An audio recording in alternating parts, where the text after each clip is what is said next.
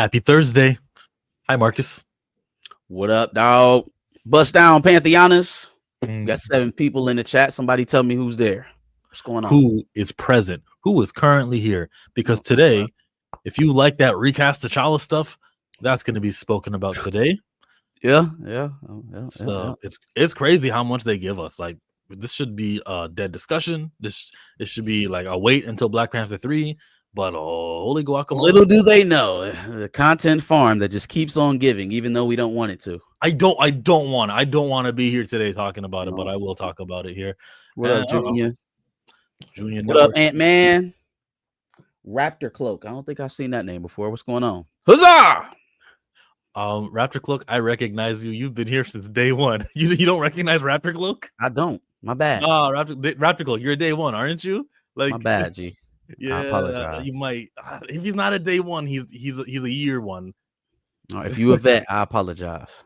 I've been knowing that dude, Lucas Bishop. Now here's a guy who's kind of new that I've seen the name before, but he's not a day one. So he says, shout out to Chillmonger and Marcus. Long live the true king of Wakanda, T'Challa. Yes, sir. And when we say T'Challa, that is not a name that is open for interpretation. We're gonna age his son up and call him T'Challa too. Mo Fly is here. He's a day one. What up, Mo Fly? Yeah, he wants to make it a call-in show, I bet. Have you guys watched The Long Walk yet? No, have you? Yes, but not in traditional fashions. It's solid film. Oh, solid film. Competition for Sinners? No, not that good. It's not that good. There's some problems, but enjoyable for sure. I would go see it in the theater if it's still in the theater next to you. I would go check it out there. Did you have like a fizzy drink just now? Because you're fighting. I got hiccups. I've been trying to get rid of them.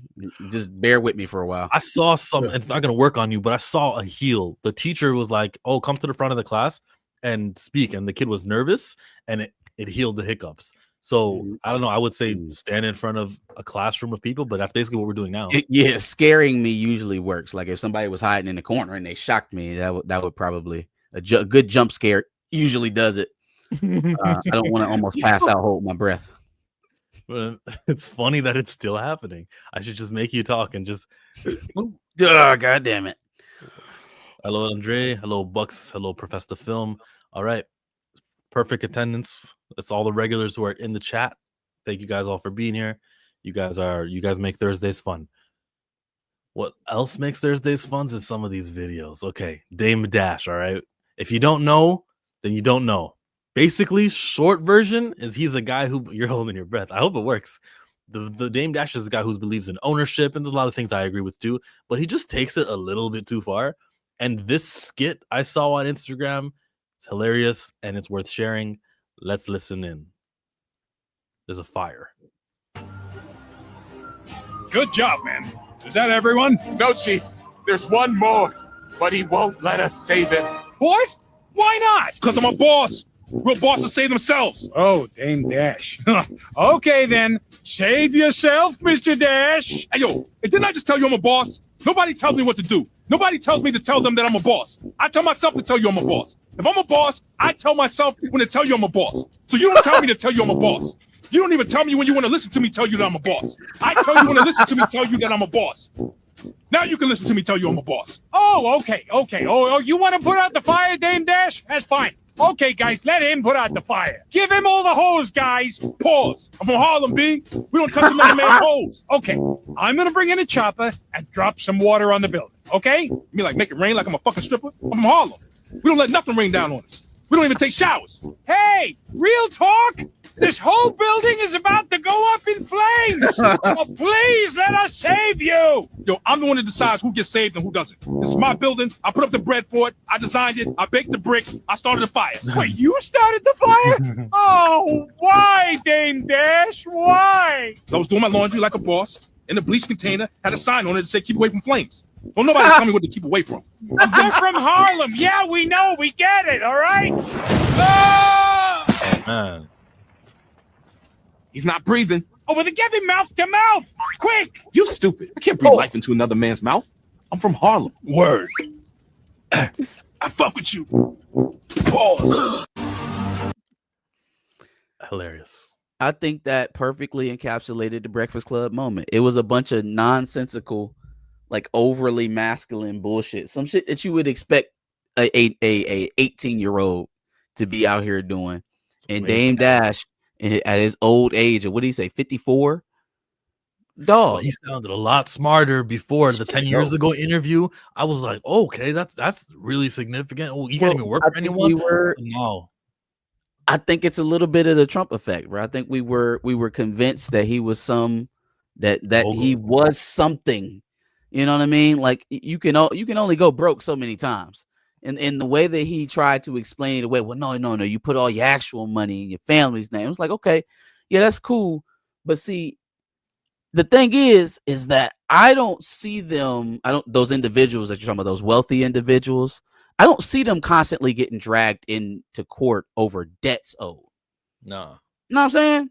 Like, usually if the money's right, you handle that before we even get to court because it's cheaper.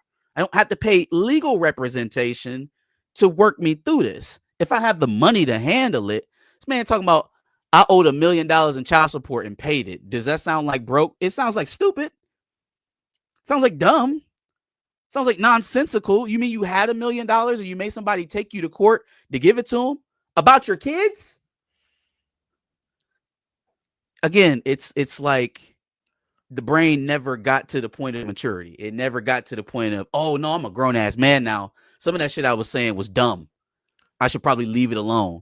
Like, I don't personally think I'll ever retire, pause. So maybe me and him will link up like that. That's where we meet is on pause. I'll never retire it. But like, I think that's it. We diverge on every other point. I can't condone every other point. A bunch of nonsense. Yeah.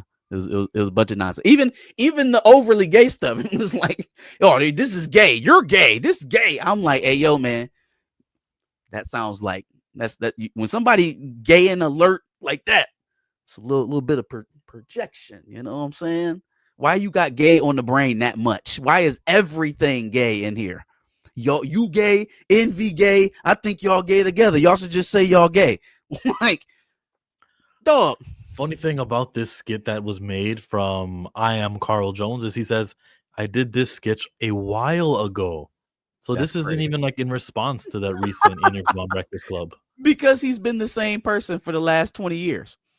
He's been the same individual for the last 20 years, which is either hilarious to you or sad. And then no in between. Rockefeller. Yeah, man. I seen he did another interview. He was like, I won't even listen to Beyonce's music because I don't want to be attracted to her. He was like, I don't want to see her shake her ass. I don't want to hear her sing. You know, Jay-Z like my brother. Like when I hear individuals saying stuff like that, only thing I hear is I am out of control. I'm a demon. Yeah. Keep me away from any innocence. You can't trust me. That's the type of shit I hear. Oh, you gotta watch me. You gotta keep me away from this. I don't understand if you said I don't ever want to be alone in the same room or something like that. There is a level of like respect that I would go, oh, that's commendable. But I'm not gonna listen to her music. Your music. But he can't listen to her music. You can't see her on a screen. You gotta watch folks like that. Like that's a red flag for me. Flag on the play. What are you talking about? But he offers up these kind of tidbits like openly. It's free game. He giving that out for free. Hey Darius, what is going on? How you doing? What's up, Hirajuku? Did you see I Show Speeds in Oklahoma? I did. Did you touch his hand? You seen him like in person? No, I was at the fair the day before. Oh, okay. So he was I guess getting a tour of the city. I know they took him to Brahms and some other stuff. If I would have been at the fair with him, I just would have been like, oh, damn, is that I Show Speed? What the fuck is he doing here? Because that was really my reaction seeing him on the little state Instagram page. With like 6 security guards around him. He picked a better day. It wasn't as hot. Word. Yeah, he definitely picked a better day. It wasn't as hot. When's the last famous guy to come to Oklahoma? I don't know. And when will be the next? You said you saw LeBron, didn't you? Oh, yeah, actually, never mind. That I mean, wasn't. we do. They do. Oklahoma City does have the current champs of the NBA. So, Oh, there's a visiting team every single week. Yep. yeah. But I also don't know who the hell comes in and out of Oklahoma. There's no Oklahoma International Film Festival or anything? I don't know, really. I'm not a big let's explore the great state of Oklahoma and all its events type of guy. Tell me what does the license plates in Oklahoma say? I don't know. Mine's red. They don't got a slogan or anything like that? I know they have one. I know people were upset about it. I don't know what it is. Well, why are they upset? It's got to do with the Confederate flag or something? No, they wanted something different. Okay. There's too many youngins in Oklahoma. That's what Ricardo says. He's from there. The bird. He is. No musicians ever come here. Damn. Taylor Swift just flies over you guys? They do come here, but they go to like the BOK Center. They go to Tulsa, which I will never really understand that, but we're going to do a lot of chit chat about Black Panther today. T'Challa's non-voice actor. I'm going to have to reassess my position on that trending day thing that I told you about. But before we get into it, there's some other stuff that happened regarding Jimmy Kimmel. It's been a very political, maybe week ever since Charlie Kirk had been professionally assassinated. It's been a very hot, very politically awakening kind of moment. But as Marcus will remind us, if he was here, he would tell us, it also was in 2020 in that summer.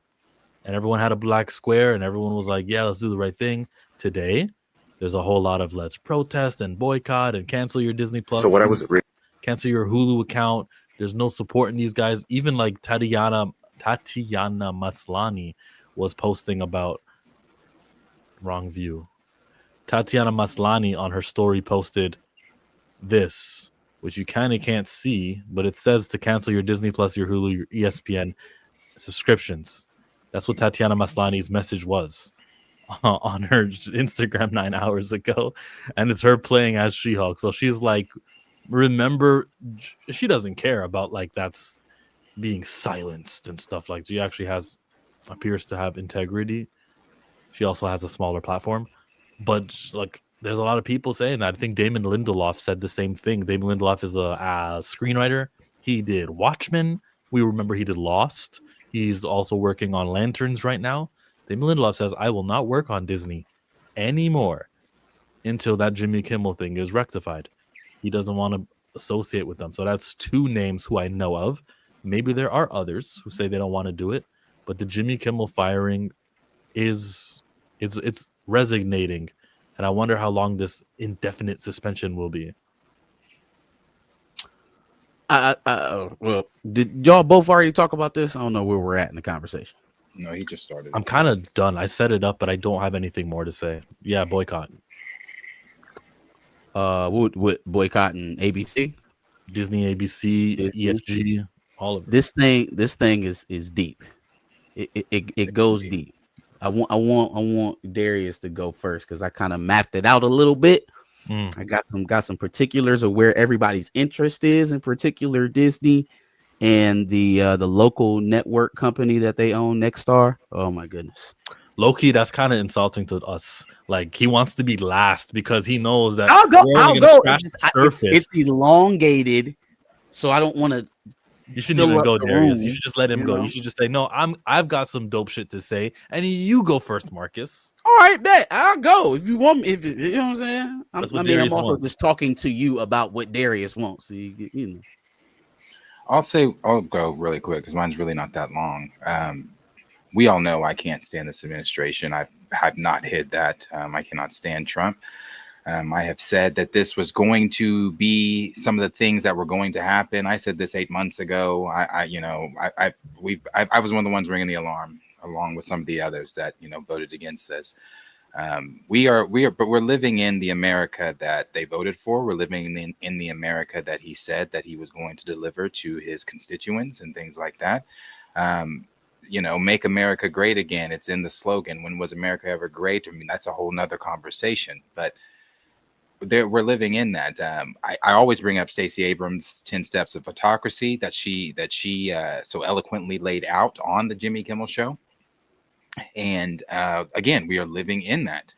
And it's interesting though, regardless, left, right, whatever the fuck, you have the people that are unable to see the hypocrisy in you're screaming free speech for Kirk and getting people fired from their jobs. We got Oklahoma here wanting to give him a day, comparing him to Dr. Martin Luther King. I live in a very red state. You've got people comparing him to one if saying if he were alive during the time of Jesus walking earth, he would have been one of the 13 disciples. It's a very crazy time that we are living in. I know they think that we are crazy just as much as we think that they are crazy.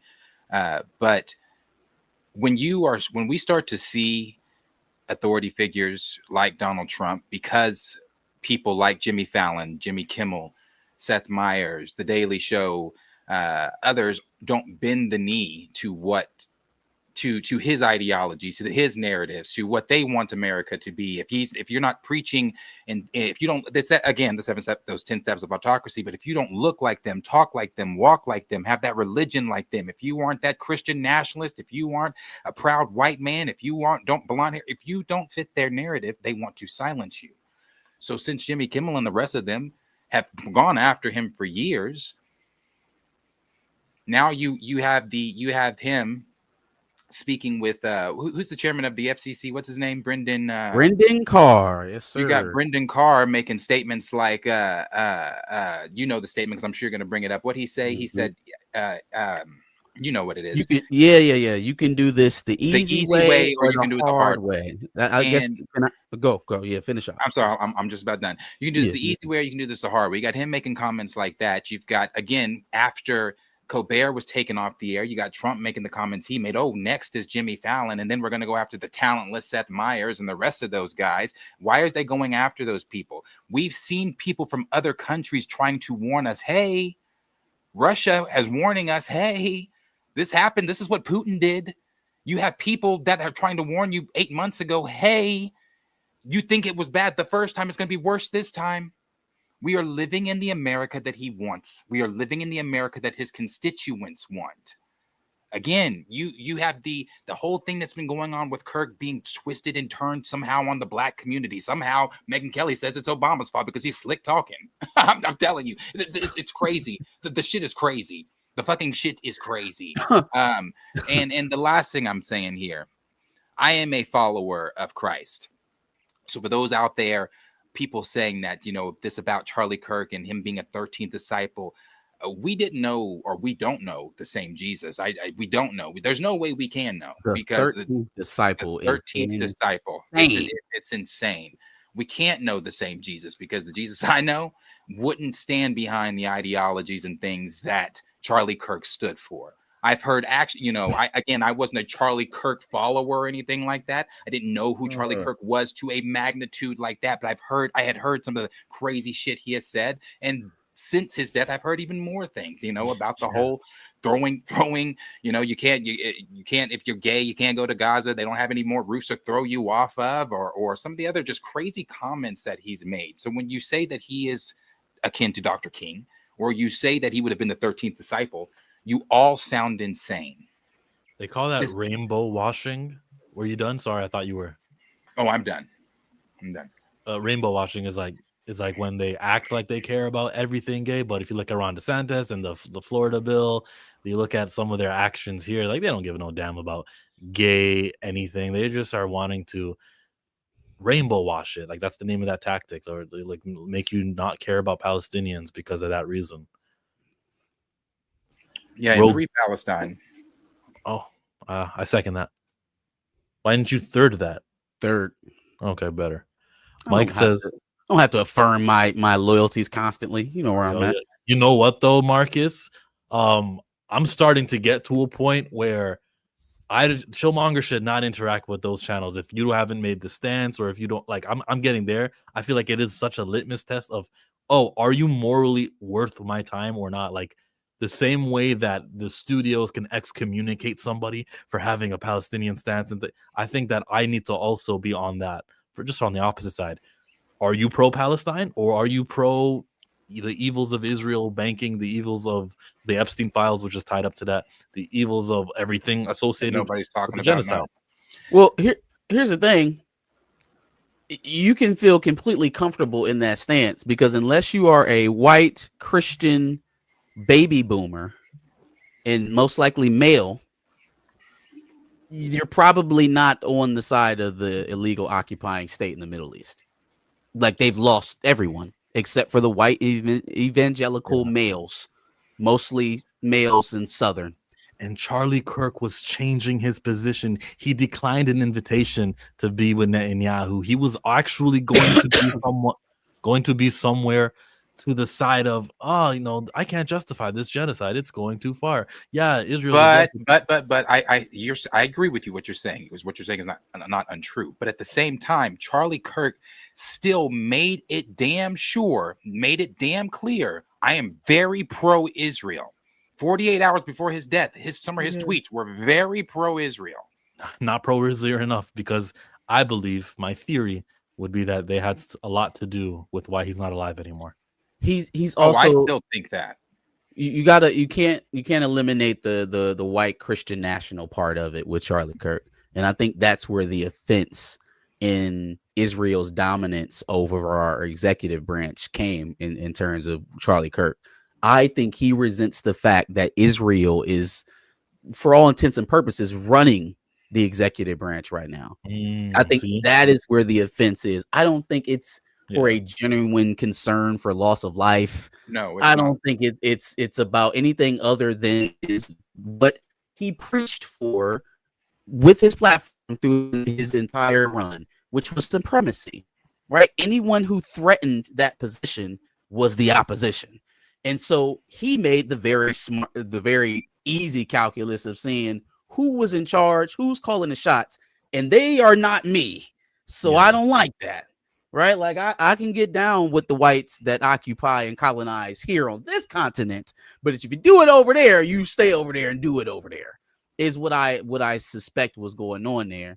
I feel like most of what I've seen with him, other than the associations, the Prager and stuff like that, he's mostly self-made. So I think the prospect of trying to wrestle him in with a lot of things that they do to these smaller figures or these network folks all come to the trip to Israel and kiss the wall and 50 states want Israel. They just got lawmakers from the left and the right in Israel last week. And they call it 50 states, one Israel, and all of your politicians have sold out. Every state was represented. It's crazy, and so maybe he stands out in that point, but folks, we can't let them. Oh, I'm sorry. Keep going. I was just gonna say. I thought you were going into your deal. Yeah. No, I'll do that in a second. I was just saying we can't allow them even posthumously to slide his rhetoric to the middle. Keep reminding people so many people hopped in our comments this weekend talking about, oh, it's out of context. You're saying those things out of context. There is no context. There's things he said that would make it, like, give me the context in which some of those things are okay. Don't let them slide his shit to the middle. The man was a supremacist through and through. Right. And if he had any quarrels with Israel, it was more than likely because they threatened his supremacy as a Western white Anglo-Saxon male. Nobody dominates like us over here, type of thing. Yeah, definitely that. And I want to say this before you go on the Jimmy thing. This is what Jimmy said the day Charlie died. Instead of the angry finger pointing, can we just for one day agree that this is horrible and monstrous to shoot another human? On behalf of my family, we send love to the Kirks and to his children his parents, and innocents who fall victim to senseless gun violence. Now, when it came to why they took him off the air, why everybody's screaming, "Oh, he disrespected Charlie Kirk. He did this. First of all, he really didn't even go after Charlie Kirk. All he said in his video, because I am a Kimmel watcher, I'm subscribed to Jimmy Kimmel. You know that show. We've talked about that. I like Jimmy Kimmel a lot, especially his opening monologues, and they're great because they go at Trump, and I love that shit. What he said in that, all he said was how he touched on how Trump was grieving Charlie Kirk, and then played a clip. And the clip was an interview, a reporter asking Trump, "How do you feel, or how are you holding up since Charlie Kirk's death?" "I think we're doing really great, but over here, yeah, we're doing great. We're starting construction, as you can see over there. You see the truck on the new ballroom. It's going to be beautiful. They've been trying to get it done. It's going to be so beautiful, bigger and better than anything we've seen before here ever in America." Not even attacking Kirk. What he as per Kimmel, he was attacking Trump. He was going at how Trump is not grieving, and the fact that the MAGA maggots overlook that part of it. They're like, "Oh, no," because they're somehow going to justify. Well, he's too busy running the country, or he's got this going on where he can't. Everybody grieves different, but you want us to grieve like you, though. That's what you were telling us last week. So it's crazy. It's crazy. So do y'all want to hear how the FCC and Disney and all of that is tied into this? All right. So last thing about Jimmy and directly about him. Oh, the thing that he said about Tyler Robinson, about him being part of the MAGA call, he was one of them, quote unquote, right? Again, don't let them shift the narrative on what we know about that kid. The stuff that was written on the bullet wasn't just anti-fascist rhetoric. It was gamer rhetoric. And some of the stuff, even that they've uncovered from his chats and stuff, leads you to believe that he may be a groiper, which is decidedly right-wing. I'm not really putting a whole lot on these quote unquote text messages that are getting leaked out that sound like ChatGPT. I'm gonna be honest.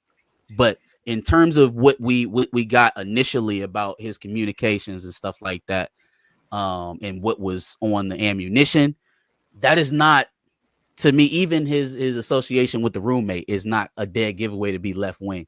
I don't think everything's as linear as the way that people like to make it out on television. But in terms of this stuff, so Disney or ABC is Jimmy Kimmel's boss, right? Disney obviously owns ABC. What was going on? The main reason why this had so much pressure, right? When Jimmy Kimmel's words sparked the fire of all the middle America conservatives and whoever else is watching network television at 11 o'clock at night anyways, when it got them upset or really caught the eyes of Brendan Carr, the FCC commissioner, the thing that was really at jeopardy for them is that it's really twofold. Disney has their local stations arm, Nexstar, is trying to acquire their biggest rival in the linear local markets market, Tenga. Disney is trying to acquire, after they just picked up a Hulu, they're trying to acquire Fubo. The reason why that would be a problem is because in both of their respected markets, local TV markets for Nexstar and Tenga, and then sports streaming markets for Fubo, Disney, and Hulu, you currently can't exceed 39% of the market share in any one market, right? You're heading into monopolization. The FCC commissioner, Brendan Carr, earlier this year feigned like he maybe would be, a little bit lenient on that, said that the rule that kept it at 39% is archaic. So you can just see all of our institutions are crumbling. It's just pay to play, basically. Everything's up for sale. It's also cancel the CBS guy talking shit about Trump, and we'll do what you want. We'll get there because this is a trend. This is definitely a trend. So both of those deals are basically hinged on whether or not Brendan Carr is going to lift the percentage of market share that you can be and still be under not be a monopoly. You don't leave, Nicholas Jenkins. This is going to be answered. Don't leave. Please don't leave. Because I saw you say SMH earlier. So please don't leave. I don't got time for that. Anyways, where were we at? Oh, both of those things were in jeopardy. So, what was it? Last week, Brendan Carr goes on the podcast, says we can do this the easy way, the hard way. It's not just Disney. I think more the local stations, now he's talking to Nexstar, should be, doing more to keep this stuff off the air. And really what he's doing, he's whipping his base. This is not a typical FCC commissioner. It is a Trump appointee. So he's basically a reality star or some shit. I don't know where they found him, but he's using his office and position as a cudgel. He's basically signaling to ABC and Disney and Nexstar, do something about this, or you can say goodbye to those mergers. And we all know the way that Disney gets out of financial trouble, which I believe they may be in this time, is to buy shit. Is to buy more lines of business so that they fail slower. Is basically the calculus there. Acquire more so you die slower. Brendan Carr threatens to halt that for Nexstar and Disney. So then they go and say that he's suspended indefinitely. Jimmy Kimmel is. So this is all tied up basically in moneyed interest. They have the ability to stop they being the executive branch, the presidency, have the ability to stop these deals from happening, which is the viability of the companies. Essentially, they can keep feigning, we're doing great. We're gonna stop reporting quarterly earnings and change it to every 6 months now because it's easier to hide the nonsense that we're doing to convince you we're making money. But I mentioned earlier that this is it's a pattern, right? You mentioned the guy from CBS. CBS is doing the same thing. They're trying to acquire Paramount. Or Skydance is trying to acquire Paramount. They're trying to acquire Paramount. And so again, here's the FCC commissioner. And he's like, well, I mean, market caps and this, that, and the third. But we can clear all that up if Colbert's gone. Yeah. We can clear all that up if Colbert's gone. Y'all be good to go. Problems. The law, monopolies, who gives a shit? Fire the late night guy. Okay, because he hates watching him while he's drinking his Diet Coke, and they really piss him off. That's where we're at. If I'm fucking Jimmy, if I'm Kimmel, Fallon, if I'm the other guys, the ones who still have their jobs, but he put out the target. What are you waiting on? Just leave now. You guys should have your own late night community of just maybe a 2-hour show where it's not just Jimmy Fallon or just Jimmy Kimmel. It's like all four of them just taking their turns on Trump. Create something brand new that you guys own that will always be anti-president. Like you guys can own your own thing. Don't wait for the hammer to come because it will fall on Jimmy Fallon for some random joke he's gonna make in the next week. Like it's coming. That deal, by the way, Nexstar to acquire Tanga, worth $6.2 billion. $6 billion. Jimmy Fallon plays ball. He's gonna be the last one standing. Yeah. I don't know if Jimmy has that much of a backbone, but here's what's happening in the. Actually, I know he doesn't have the backbone. He doesn't have it. He's definitely not there. Kimmel is going to sue Disney, reportedly. He's going to sue them for a boatload of cash. They're going to have to pay him out. Cool. That's how that's going to end. Why are we not suing the FCC? Why? If this guy's dumb enough to put it out on the internet, hey, I'm going to strong arm you into programming that's more to my personal political liking, or your deal's over. If he's dumb enough to get on a camera and say that, because again, these aren't people who have been in public service their entire life, who've been politicians their entire life. They were doing what we were doing 4 years ago. The FBI director was exactly where we are right now, tonight, 4 years ago. Because it's all a circus. The deputy director was doing what we do on Fox News. Okay? These are not people who are necessarily groomed for the position. So he's dumb enough to go out here and say, do my bidding or else, basically, which anybody could surmise from what he said. And then now that's causing Jimmy Kimmel to lose his job. Apparently, allegedly, I don't have my eyeballs on Jimmy Kimmel's contract. but it's being reported that he had a pretty much an out on content. As long as he didn't say the 7 deadly words that you can't say on network television, he had a free reign to say, especially on political takes. So for them to axe him and then to have this mountain of evidence of why the axing is happening, oh, he's about to get a massive check. A massive check. Or Disney will capitulate sometime this week and say, you know what, we changed our minds. And really, if that does happen, then it's evidence that these boycotts have worked and canceling ABC has worked. I don't know. I've never heard of anybody suing. That's a good question, Tank. I don't know if he can, but he should definitely look into it. Like, you can't cut them out of it. And also, go ahead. Well, so they had those Disney execs, the ABC and Disney execs that knew about it, I guess, some days prior, and then were going up against it. Well, them and Nexstar had an emergency meeting. Yeah. Both of the executives from both of those companies had an emergency meeting to talk about it. Nobody really felt like he said anything wrong. But they still built the knee because of scared of the because they scared. Yeah, they wanted to bend over instead of getting beat up. I would much rather get beat up. Yeah, for sure. Sure. And now he's going after The View. That's just been reported. He is now going after the ladies of The View. So I guess they're next. I'm not a fan. I'm not a fan. And I'm just it's just the going after the free speech thing. Yeah. He's that's turning it into state-run media is what he's aiming for. And I think the more layers you add onto this legally, the more it comes to some sort of agreement between the aggrieved parties. Right? If he ends up suing, if he can somehow sue the FCC and sue Disney, or if Jimmy sues Disney and Disney sues the FCC for, coercion, extortion. What are we doing here? If that's even possible, I don't know if you can sue a department of the government. Who knows? Don't know. You can sue the police. You can sue anyone. Some places you can sue the police department. I do. I'm about to send something to you here quickly. I think it's all a distraction. I think that the Epstein files were silenced, or they all voted against it.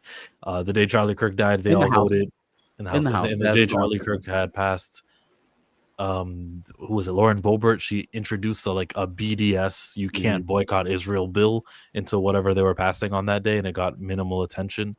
And also in the House. I don't want to gets canceled all the same time that the United Nations recognizes after 700 days that what's happening in Palestine is classified as a genocide. It meets the 4 criterias of genocide, and we're all talking about Jimmy Kimmel instead of talking about Israel. Epstein, Kash Patel was taking or answering questions, getting asked, "Hey, is Donald Trump on the Epstein files?" And Kash Patel, the FBI director, did not answer the question. He was like, "Oh, so what you're doing is you're gonna wait." No, the guy was like, the politician was asking, "So, was Donald Trump in the Epstein files?" And he asked 10 different times, and he kept not answering the question and dancing around it, doing word salad.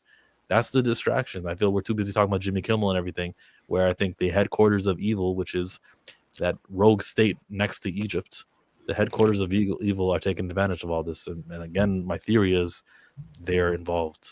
Oh, I completely agree with you there too. It's all a distraction. And it could be. It very, very well could be, because their intelligence arm are experts at such activities. But what I was going to say is, I think that I don't want to, because that in itself could be bait, right? Like, do we legitimately think that in a country where, again, the right to free speech is ingrained in our Constitution, that law, even if it gets passed, it still has to go through the Senate. But even if it got passed, would it stand? I think sometimes we forget in the midst of administrations that the other side is going to get another crack. I think the thing that makes this a little bit more dire is that we're not sure if this guy's going to leave. And that's the kind of thing that makes you a little bit nervous. Usually when I look at legislations like this, I think it's for a reason. It's trying to fit a moment. They're trying to garner favor from a certain crowd. but is it actually going to make it through the legislative digestive system? And then if it does, how long does it even stand before the next regime just throws it all away? How many Biden initiatives did we not agree with that got railroaded out the day that Trump got in office? Right. So that is kind of a continuous cycle. The thing that makes that kind of treacherous is that will he actually leave? But you make a good point about paying attention to all the other things that are going on, Epstein files, illegal occupying messages. That they do have a petition that's going on right now. They're, I think, like one senator away from having enough to subpoena the records themselves in the Senate. I think Jasmine Crockett is leading that effort right now. So that's not being sponsored by AIPAC. Jasmine Crockett is one of the is it even 10% of the Congress members who are not AIPAC certified. AIPAC is like the American Israeli lobbyists who are not a foreign. They're not registered as a foreign lobby either. So I'm saying that Israel's probably the one writing those text messages, trying to make it left versus right. Their English is not their first language, which is why those text messages read the way that they read. Yeah, it's very easy to just point my finger there and go, this left versus right battle that's happening online is orchestrated by them, so that you're not thinking about literally them. It's all connected, though. I think the reason why people are activated about Jimmy Kimmel is the same reason why the Epstein story won't go away. As much as they provide distractions for it, or as much as distractions happen to take your attention away from it more momentarily, we always end up back on it. That same congressional hearing that Kash Patel was in, where he was talking about Trump and the Epstein files. One of the clips that I saw that went viral was him being asked about who the women were trafficked to. And the man had to, I'm sure he found some kind of legal mumbo jumbo to say that he didn't actually incriminate himself. But as far as we can see with our own eyeballs, knowing that this man was convicted for being a child, not just a child trafficker, but a rapist and a molester as well as Ghislaine Maxwell, it is an impossibility for you to have thousands of victims for one person and be a trafficker. I can't traffic to myself. That doesn't even make sense. The idea of trafficking means I'm moving the bodies. It means I'm taking them to a destination for money, taking them to a person for money. That is what constitutes trafficking. I cannot traffic to myself. But the man got up there and said essentially that there's no credible evidence that anyone else is involved. I would sure like to talk to those victims who are putting their list together. Because how was he convicted in the first place without credible evidence of the crimes? What Marcus is not saying, what I haven't said yet, is this part, is that trafficking, that all that stuff, that system that Epstein's kind of in charge of, is put in place to blackmail politicians, blackmail big famous figures, and say, here, do the bidding of Israel, and if you don't, we've got these photos that don't look so good, or we've got these things that we're going to use against you, so you better act right. So preserving that blackmail is important to that rogue nation. It probably happens on all those trips that they want the influencers to go on. Them trips probably go crazy. They probably doing all kind of wild shit that they didn't even remember. And then they get the pictures in the mail and they're like, so AIPAC's great. And there is no genocide. Speaking of an Israeli, here's Kevin Davis saying that people don't want to hear politics at late night show. Jimmy Kimmel deserves some of this blame. All right. Appreciate you. I don't know if I agree with that, though. I never agree with anything Kevin Davis says. No, I mean, it's an astute point. It does come from someone out in America. I wouldn't say that's an astute point. People, Jimmy Kimmel, he literally posts his opening monologues, and he has over 200 million subscribers on YouTube. That opening monologue is politically driven. The entire monologue. What I was about to say is that what late night host that was great didn't dab into politics? Jay Leno, Larry King, like who didn't? They all did. Even Arsenio Hall politics. Did. Yeah, so it's kind of a weird critique. In particular, now we're in a different time though, and I do think similarly how people talk about sports. Well, I don't want politics in sports. Okay, sometimes you do need an escapism. But then it's like, well, when is sports ever not been political? Like you start talking about the fucking fighter jets shooting all over it turns into a military damn display on opening Sunday for NFL. So like, when has it never been political in general? You know, you start thinking about all of the things that are already politicized. So then you come to the conclusion and it's like, well, no, I just mean your politics. And so that's the crux of it all. Like, I just mean the politics that I want to be, you know, politicized, but not the other ones. Right. Before we get off this, David Letterman, not Larry King. Well, I guess Larry King was late night too. To go back up here to this question here that asked, let me see, did I listen to those clips or did I watch it in its long form? I've answered this before. I've seen something in I've seen one of those clips in its longer form, but I don't need to see the long form of these clips to have my to have the context broken down to me. When I get asked this question, I feel as if you are now insulting my intelligence while I'm questioning yours. Yep. You're asking me, you're telling me that I'm taking this out of context. Now, I just want to hold my hand here. Black people were better off during segregation back in the 1940s, suggesting that myself, Marcus, Jill, and maybe some others watching, black folks watching, were better off during lynchings, during fear mongering, during the KKK burning crosses out in front yards, during a time where kids could get yanked out of their beds, mutilated, sent back home in boxes, unrecognizable to their mothers.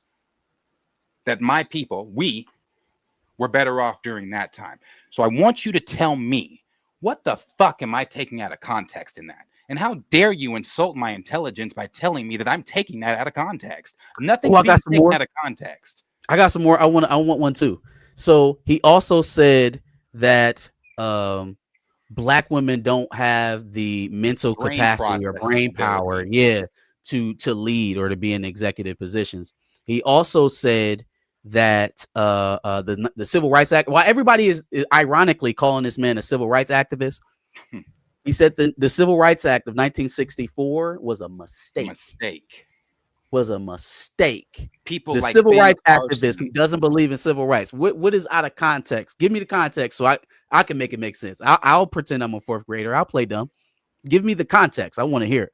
Saying people like Ben Carson are much more deserving of a holiday. Ben Carson and Thomas Sowell. Saying that, oh, so now black people just have this summer holiday that they can just vacation and what I'm mixing it up. It's not verbatim here. That was basically it. He was just mad that Juneteenth was a national thing. Now, so, am I taking out of context? Already been a thing that we were just quietly celebrating to ourselves. They got it in their head that they were giving us some sort of acknowledgement or reparation or some sort of something by making it a national holiday, right? And this nigga act like they just invented it, like it just got created. They don't even take the time. You're telling me to take the time to find out the context of a racist so I can understand his viewpoint. He doesn't take the time to even see how long people have been celebrating Juneteenth before he complains about its inception. He doesn't know when it got incepted, but he's just mad that it happened. Does that sound like racism to you? Because I mean, just mad at an existence. Doesn't that sound like racism to you? Or no? We need more context. We probably it's the context that's missing. That's what we need. That's why I didn't understand the friendship with Candace Owens. She was useful. Yeah. She was useful. If you're going to be that way, if you're going to have those type of talking points, you have to have some minorities around you because it validates you. No, I'm not racist. Do you see this black next to me? How could I be racist? And this whole thing, I'm so sick of everybody outside of our community speaking on our community.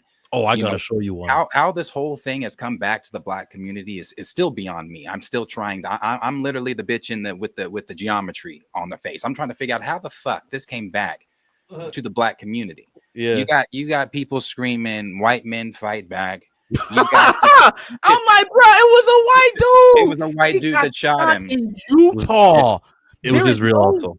It was Fam, Israel. I don't You think got that there's you got people these colleges, especially in Texas right now. I've only been seeing the ones in Texas State University, holding these white boys holding these signs talking about he's our MLK, he's our this, he's our that, arguing with other black folks that are going up to them saying that, well, really what you guys are missing is statistically this starts at home. Truth is truth. You guys, 70% of the black males or fathers are not in the household. But see, again, that's a totally deeper, different conversation. If you really want to dive into the black or fathers not being in households and things like that, that comes back to y'all. But hey, it's also long debunked stats. Yeah, like, and I'm sick of the black on black crime that they like to throw it to. Also, yeah, he was presenting data in a way that people would digest it and hear it like, oh, black people are criminals. The 1350 thing, we're 13% of the population, but we're 50% of the crime, leaving out the fact that 50% is based off of arrest. The statistic that he is using intrinsically proves racism in the system, but the way that he presents it is as if 1 + 1 = 3. Y'all see? You see? Look, I wrote it down on paper. Look. You may not have physically came at our intelligence, but by you asking me, did I watch it in its entirety, or did I just watch the clips to surmise to come up with the conclusion that I came up with? You are insulting my intelligence by telling a black person or a brown person that they are taking racism out of context. There is no different context, no matter how you look at it, no matter how you spin it. There's no different context. My intelligence is not insulted. Can you just give me the context to some of the stuff we said? I want to hear the explanation from the seemingly black Charlie Kirk fan. I want to hear the context that makes some of those things, make sense to me. Make it make sense. No, what's going on with the lips? What's going on with the lips in the picture there? I don't know, man. I don't know. Do you see what I'm saying? I want him to say what it is, the context in. And also, we should move on from this. We got a lot of movie stuff to talk about. That's true, too. I'm not about to sit here and go back and forth again on the context of a racist, a white supremacist, a misogynist. All the things that he is, I'm not going to sit and go back and forth with you on the clips. No, but that's what they do, though. They try to fish for that, and then they go, "Look at this content creator. Let's dox him." You want to compare him to you want to make him the 13th disciple? That's on you, brother. We know two completely different Jesuses. You want to compare him to the civil rights movement leader Martin Luther King Jr.? You do that, brother. We know two different Martins. You have your narrative. I have mine. Here's a narrative that I saw earlier today. It's worth sharing. You'll laugh.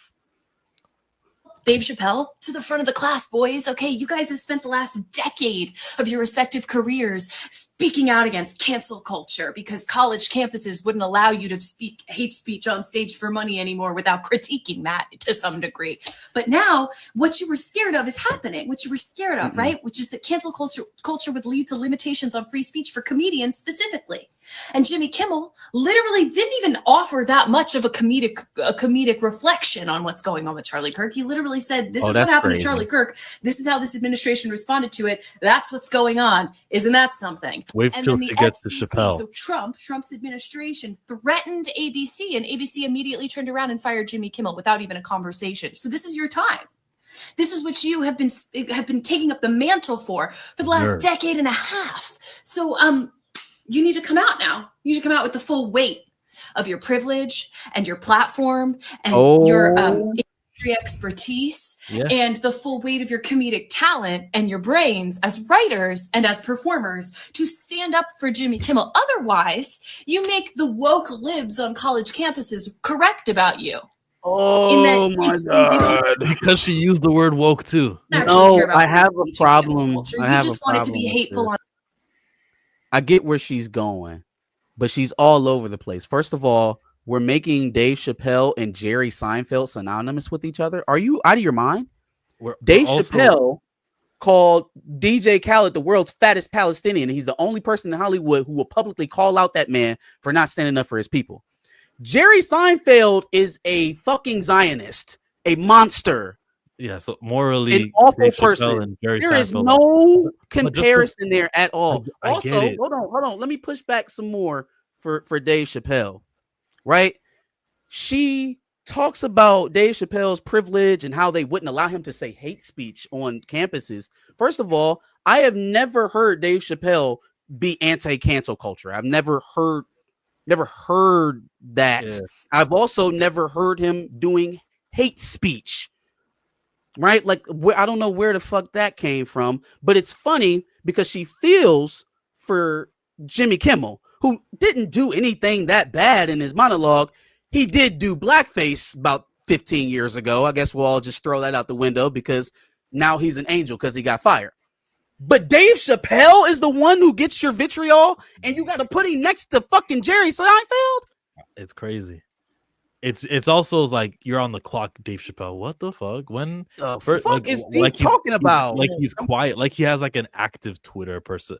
Tweets often. Like he's always in front of a camera, and he's been ducking the media like that. How the nerve to be like, yo, Dave Chappelle, I'm calling out your privilege. Oh my god, what are you talking about?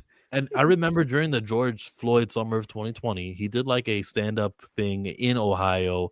It was outdoors, but he did it. It didn't come 24 hours after the incident, but he eventually did it. To pretend like Dave Chappelle, you can only pretend Dave Chappelle is being quiet now. And like Jimmy Kimmel just got his show canceled, and only now can you pretend, what, you're hiding, you haven't done anything yet. Yeah, he hasn't done anything yet. He's probably thinking of something he will do. And there's no reason or suggestion that there's no reasonably suggestion that he's going to take the stance of the industry and cancel culture. Like, man, since when? Dave Chappelle? Like, you just pulled that out of your butt. And then she was like, I need another big name. Let me get somebody. For her, yeah, misplaced finger pointing. For her to say the woke libs on the campus, you are doing the bidding of white supremacy and everyone who wants to co-opt woke by using the word woke in their way to a fucking black woke comedian. It's so backwards. But yeah, like when Darius was saying white people need to mind their own business and just stop trying to do that. Stop telling me what to do, lady. Go and you be activated politically. Stop telling black people where they supposed to be at, what they supposed to be doing. Mind your own business. I stole it from Joey Swole because he was defending Hulk Hogan. I think something too, last thing I'm saying on it for real, that's been telling about this whole thing also, well, not really telling, I mean, it happens all the time, is that, now freedom of speech is everybody's opening their mouths. We're hearing from, all these rich white folks, from white folks in general. But when freedom of speech was being taken away from immigrants, when freedom of speech was being taken away from other people, everybody was silent. Not saying not everybody. We have, of course, there are people that were saying things, but this is not a, people were like, I've seen people saying, well, now what? Now what do? We don't have to do anything. This is now that it's affecting cis white men. Now it's going to cause you don't have to do anything. He's going to get back on you don't have to do anything. You don't do anything. It's affecting them now. Going back on the air. I don't know if he's going to go back on the air with that for sure, but he's something. It's affecting cis white men now that it's affecting their space. It's affecting how how their world revolves. Yeah. Now it's like, oh, hey, this is a problem. Speech the First Amendment is getting taken away here in our space. I think he gets paid. I don't think he goes back on air because that would require somebody to be strong enough to stand up. And I just watched Bob Iger grab his ankles faster than any CEO should. So I don't think anybody's going to stand up to him. I think they're going to keep leveraging these bad deals, by the way, too. These are awful deals for us as consumers. Like the fact that Disney can lose as much money as they have over the last 5 years, continuously bad quarter after bad quarter after bad quarter, subscriber loss after subscriber loss, right? Then get something done to their favor where they don't have to report their losses as much. And then they just get to go out and buy something that's dominating the American media market even further. But we'll get past it because we asked Jimmy fucking Kimmel. Like, there's no other version of fail up that's greater than that. Just burn through millions, spend irresponsibly, put out subpar content, But all it took us was to fire a dwindling, show host, late night show host, and we got the stimulus package. Word. He's mad about Jimmy Kimmel because I called him a dwindling late night host. Oh no, not that. Oh, not I that, thought not you was that. mad. Raymond knows what it is. It's the. Okay, last thing. I'm serious because we really do need to move to other topics here. I'm Nicholas. I saw your other comment where you said you just wanted to have the conversation. I hear to go back and forth, but when you make statements like this, oh well, he wasn't talking about all black people. He was just talking about Joy Reid, Ketanji Brown, Ketanji Brown Jackson, Sheila Jackson Lee, Michelle Obama. Okay, Michelle Obama, Harvard. Sheila Lee Jackson, Yale. You are naming Reid, some of the most Harvard. successful black women you possibly could, and say that they're unintelligent. Like I hate Joanne Reed's political views. Nicholas got a point. They're not smart. Fucking with Ketanji Brown, all like that. But call them unintelligent. And like he said, I don't agree with him, but he was talking about 4 women. But it's not the point of he was just talking about 4 women. That's how he. I'm not gonna sit here and pretend like oh, he talks about 4 women that way, so he's only talking about them. He's not talking about all black women.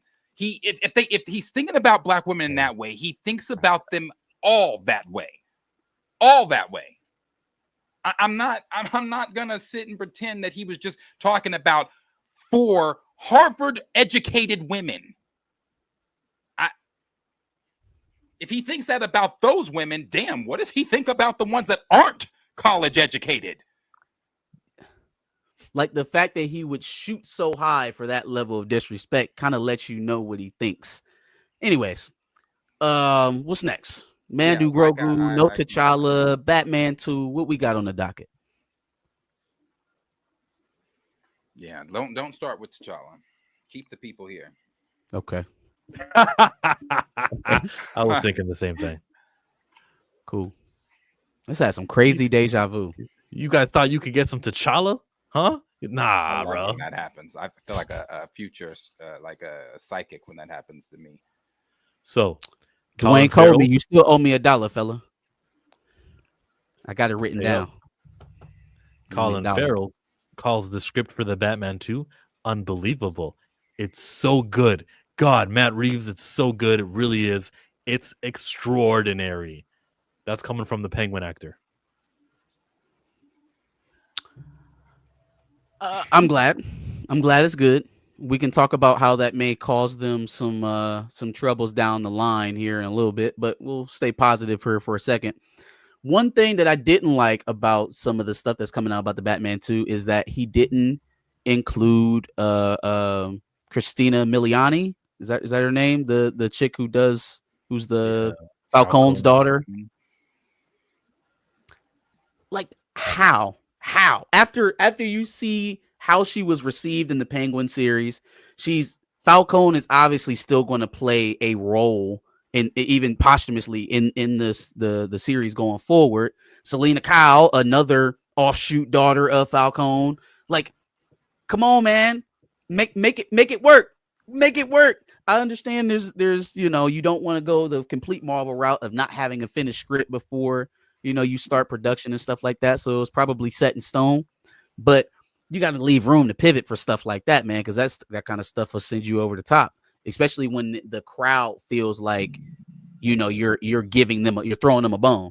Like, all right, they heard us, they watched us go crazy over her in the Penguin series, and then they made changes to include her in the story going forward. I don't think it's a good idea to ignore things like that. Batman's villain is going to be the most speculated topic on the movie for the next 2 years. Absolutely. And he actually said so, the director, Matt Reeves. He was talking about how we got to keep that stuff under wraps. And that is a key part. It's a mystery movie. All of that needs to be silent. So it's not the same thing as Spider-Man Brand New Day, where they're trying to withhold who the villain is. This actually is more important than that. Yep. Why is it more important? Because of the nature of the movie. Spider-Man's a superhero movie. This one's a mystery. Good luck with keeping it a secret. It's not a secret. It's hush. It's not a secret. It's either hush, the Court of Owls, which I really don't think it's the Court of Owls, although that is what the They Pattinson better not. himself They talked better about it. not, because how the fuck you gonna have two Batmans, both messing around with the Court of Owls and Damian Wayne, and like they both got Robins. So Come I on, would man. think right. So I would think Court of Owls has to be out. So either that realistic Mr. Freeze route or Hush, and Hush was teased in the first one. But that doubt is exactly what's useful. We don't know who it'll be. Yeah, for sure. I just sure. don't think he's going to be able to keep. I mean, up to the general public, yes. Okay, yes, to the general public, yeah. I'll be able to keep that a secret. To those spaces of leaker culture, it'll be out there. Someone that has never been shown in the movies, so that leaves 90% of the Rogues Gallery. Hush is relatively new. But Hush was teased in that. But also Reeves himself is, well, actually, I don't know if Reeves himself, that might be coming from Scoopers too, from back in the day, about the Mr. Freeze thing, the realistic take on Mr. Freeze, kind of like we had the realistic take on the Riddler. I like that shit. I like it. Like turn Dr. Freeze into a serial killer who somehow found a way to freeze his wife and keep her alive in the basement or some shit like that. Like just go full Hannibal Lecter. That's what I want to see. That'd be cool. Yeah. I really wanted Batman versus Deathstroke. So the script was good. That's good. Are they getting a new director so they'll have an actual good director? Oh, wow. Tell me how you really feel, Mike. Tell me how you really feel.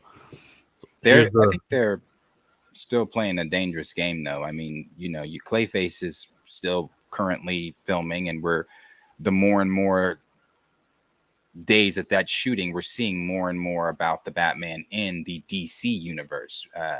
Wayne Community Center has been spotted on set. We've seen more things alluding to Batman on set. We've seen just all these just things of what Gotham is going to look like in the DCU. So when does Clayface comes out? What, next year? Next October? God, why is that movie still fucking coming out, bro? That's Like, next.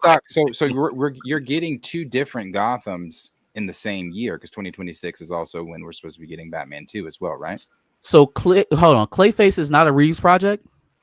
No. That's Gunn liked the project so much he said this would be better in the DCU. Yeah, but I thought that was Reeves' thing. So now he's doing it. Okay, damn it. I'm really confused about, now that we've talked, positively, and we've theorized a bit. I'm really fucking confused because I don't know how you're going to do this. And continue to go on too, like actively tell two Batman stories. At that point, continuity isn't going to matter. It's going to be which one do people prefer, or do they even support one to the degree that they would usually support one, because there's two.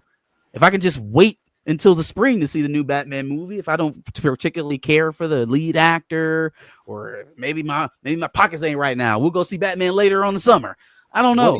What do you think they do, though? I think they. Do you think that and I'm asking audience as well this question. Do you think that Clayface comes out 2026, does Batman come out 2026, or is that 2027? 7. When is Man of Tomorrow? 7. Okay, Man of Tomorrow was also 7. Okay, so that's what I was trying to. Okay, so Clayface 2026. The rumor currently is the Bats is supposed to show up. And if that is our first look at the DCU Batman, I guess it's a whole year away from the 2027 Batman 2. So I guess it doesn't really eclipse Pattinson's Batman news or whatever is doing in the second one. But you're still going to you're going to see the DCU Batman possibly before you see Pattinson's Batman, so you'll still have the two Batman going at the same time at that point. Glimmercast, where did you get this quote from? He's quoted as the Batman in the DCU is really up to Jane today to say we are still right where we've. Oh, he said it in this should be in one of these videos here. Really? In where the story goes. Fair enough. You got to follow the story. Of course, yeah. When I talked to James a couple months ago and I asked him what directors he wants to make films in the DCU, he actually mentioned you, because you haven't made your DCU film. True. Have you guys talked about, you're going to be busy with Batman for a couple of years, but do you have ideas of a DCU character potentially to do down the line? I mean, we haven't talked about anything like that. We have had conversations about how things would work and all that kind of stuff just in general. Yes. And so of course, it would be a lot of fun. I mean, what I really want to do is I want to play out these stories that we began and make that sort of arrive at the conclusion that I had hoped that we would arrive at from the beginning. But it's very exciting. First of all, I'm very flattered. I mean, that's really kind of James to say, and it would be really exciting to work with them, of course. I mean, and we're working with them on this. I mean, it's a DC, so like it's Elseworld, but it's DC, so it's theirs as well. So, but it's what the future brings and what I am doing will be clear when it comes. Okay. And last thing for you, I mean, Matt Reeves is not a liar, and he just called it Elseworlds. That puts an end to that. I also, well, I wasn't really into the jerk off fest, but he did say something in there that I don't know if he really meant to reveal that, but I think I found the crux of why it doesn't fit right now. It's because I don't think it's necessarily because Reeves doesn't want to be in the DCU. I think he wants to finish his story. I think he wants to finish the pathway that he started in Batman 1 and conclude it, and then we'll talk after. But your boy is like, hey, I just convinced everybody that $650 million is okay for a Superman film. And I have to get this thing going. We got to start making some money. So either play ball or make him my own Batman. And I think that's how that went. It sounds like he's amenable. He just wants to do his thing first. James ain't got that type of time. So maybe that's where the bumping of heads is coming. That was more information that we've gotten, especially from the sources, on what the headache is in terms of putting these things together. Thanks for that, Glimmercast. For sure. $615 million for Superman. Terrible. Yeah. Terrible. Not terrible. Let's just say underperforming. I was going to say not expected. Yeah, not expected. Mid. We'll say mid. Mm-hmm. Yeah. And that's the Matt Reeves story, right? Is there any more Matt Reeves to touch on? Is there another interview you sent? No, I think that was the two of them, or the only one. Matt Reeves is going to finish his story. He got his contract to sign for the sequel before David Zaslav hired James Gunn and Peter Safran to head the DC studios. So he's Teflon. Yeah, he'll finish it. He's contractually obligated to finish it, and there's nothing James Gunn can do about it. They can talk about, hey, can we squeeze in the canon to my movie? But he's, nope. I signed a deal for a sequel. And yeah, but I think he again, this like the point that we were making about Miliani, right? Like that feels like a misstep. I don't know if it's going to kill the movie, but it feels like a misstep. It feels like an easy opportunity to pay service to the fans and bolster the excitement for what's coming up. If he is similarly, kind of standoffish about meshing the worlds, maybe he'll miss an opportunity. What if Lanterns pops up and John Stewart or Guy Gardner travel into Gotham for some reason? Like, it's you don't want to leave that stuff on the cutting table. That's a problem that we have with the MCU now, is that they're very lazy about the continuity. I don't want him to get in a place where it's like, I only can worry about my thing and I can't open up any space to make this thing make sense overall. Because I'm telling you, two Batmans is feeling more and more like a disaster. Like it's undoable. We just tried to do one Superman, and what did we just define it as? Mid. So you think that you're capable enough to do two Batman franchises at the same damn time? I don't believe it. He tweeted that he's or maybe this was on Threads. He's completed a new draft of Man of Tomorrow. What is it? Say it again? He said he completed a new draft of Man of Tomorrow. I think this was on Threads. He said, okay, I'm really sorry I didn't get to do a way party this week, but I was crushed finishing a new draft and then traveling, but it will be back. I'll be back next week, blah, blah, blah, blah. That's not important. Somebody said, new draft for what? He said, Man of Tomorrow.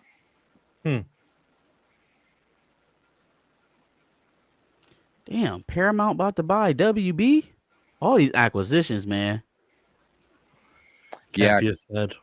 That would be that gun could be out. Simultaneous erections of the Snyder Bros is nuts.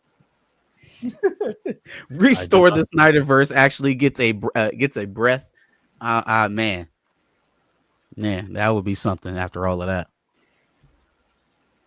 Yeah, to answer Kyle's question, I did see. Well, I didn't see Creature Commandos, but I know that that's the build they're going for with Batman. Any ideas of who it's going to be? It's right now. I thought it's that. What's that dude's name? Brandon Skinnard. You think that's him? You think it's actually him? I think so. I think he's got it. The Instagram follows. That's a telltale sign. Yeah. He looks young, man. He looks young, and I'm struggling to see him as a father. This shouldn't really be a problem because we shouldn't be starting in movie 1 as a dad, Bruce Wayne. Like, we've skipped so much life to get there. But the build is there. I think he's obviously dedicated to the role because he changed his body. That was one of the big knocks I had against Pattinson, is that he absolutely refused to bulk up. This guy is committed to being the quintessential Bruce Wayne Batman figure. So, I mean, if he's got it, I'm down with that. I don't know where it's going to go while the already established and popular and propagating Batman is still going on. Like, there's rumors about him having a third movie. How, Sway? How? You mean this is not just a one and done? He's going to be able to keep making these? Something's got to give. Something's got to give. Yeah, I don't know that he's going to get that third one. I think he might have to. Because it depends on how popular Batman 2 is. If Batman 2 slows it out the water, they can't. You can't ignore it. They're again getting middling reviews on the best IP they have, or middling return, excuse me, on the best IP they have. So if Pattinson go out there and he posts the 800 ball, guess who's getting a Batman 3? Yeah, that's just business. Yep. Zaslav is in charge. That's true. Speaking of getting a 3, how about Daredevil Born Again?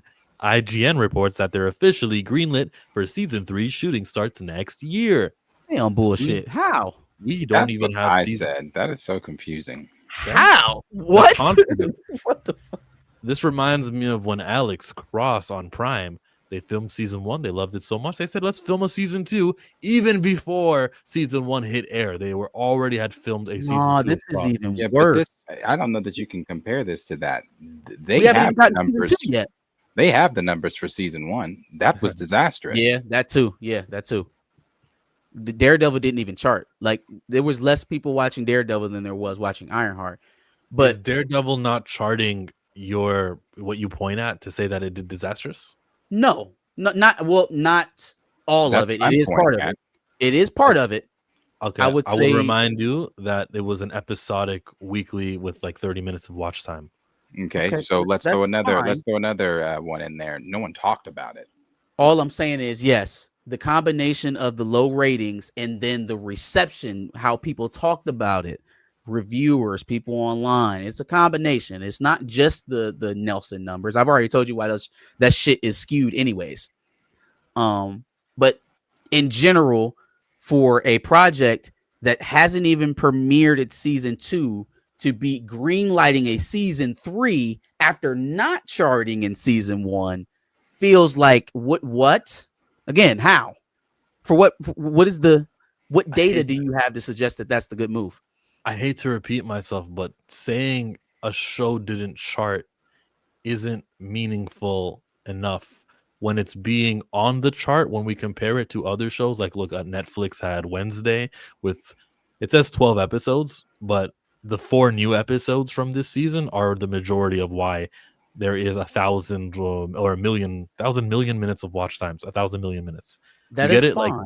Like, then there's this movie K-pop Demon Hunters, which was a 2-hour of watch time to watch, and it got 930. And then we're gonna compare Daredevil, which released 1 episode a week, to some of the competition, I don't think we can. It's not apples I to was the apples. one, even before still you start disagree with seeing that. the precipitous drop in the back half of those numbers, even before you start noticing that, I was the one that told you that these streaming numbers was funny money anyways. Pull up What I am Loki's saying numbers from 2021.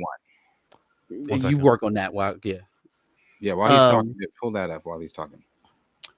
the reason why I feel like it's relevant is because it's part of the entire attitude around Daredevil. They didn't just approve the next season, they approved the season after that. And people haven't even shown an improvement on reception or viewership. You couldn't have possibly, because the second season isn't out. So I'm asking, what Yeah. are we basing that off of? I have an answer. Brad Winderbaum's in charge. He's looking at everything he's got. He said, I can make a TV show about Hawkeye again. Oh, you know what? The best we got is Daredevil. The best we can do. What am I going to do? Another season of Secret Invasion Part 2? Like, what am I? She-Hulk getting another season? No, Daredevil it is. Let's do a third season. That's how I see that conversation going, or the thought process. Another Nova? I don't know. Maybe we should tie that in with Guardians, so we'll do it next year. But we can renew Wonder Man for a second season. We can do another Agatha. Daredevil They will have probably an get more views. unlimited amount of options to go through. That is. I understand where All you're going right, with it, but name that's some a options. tremendously lazy excuse.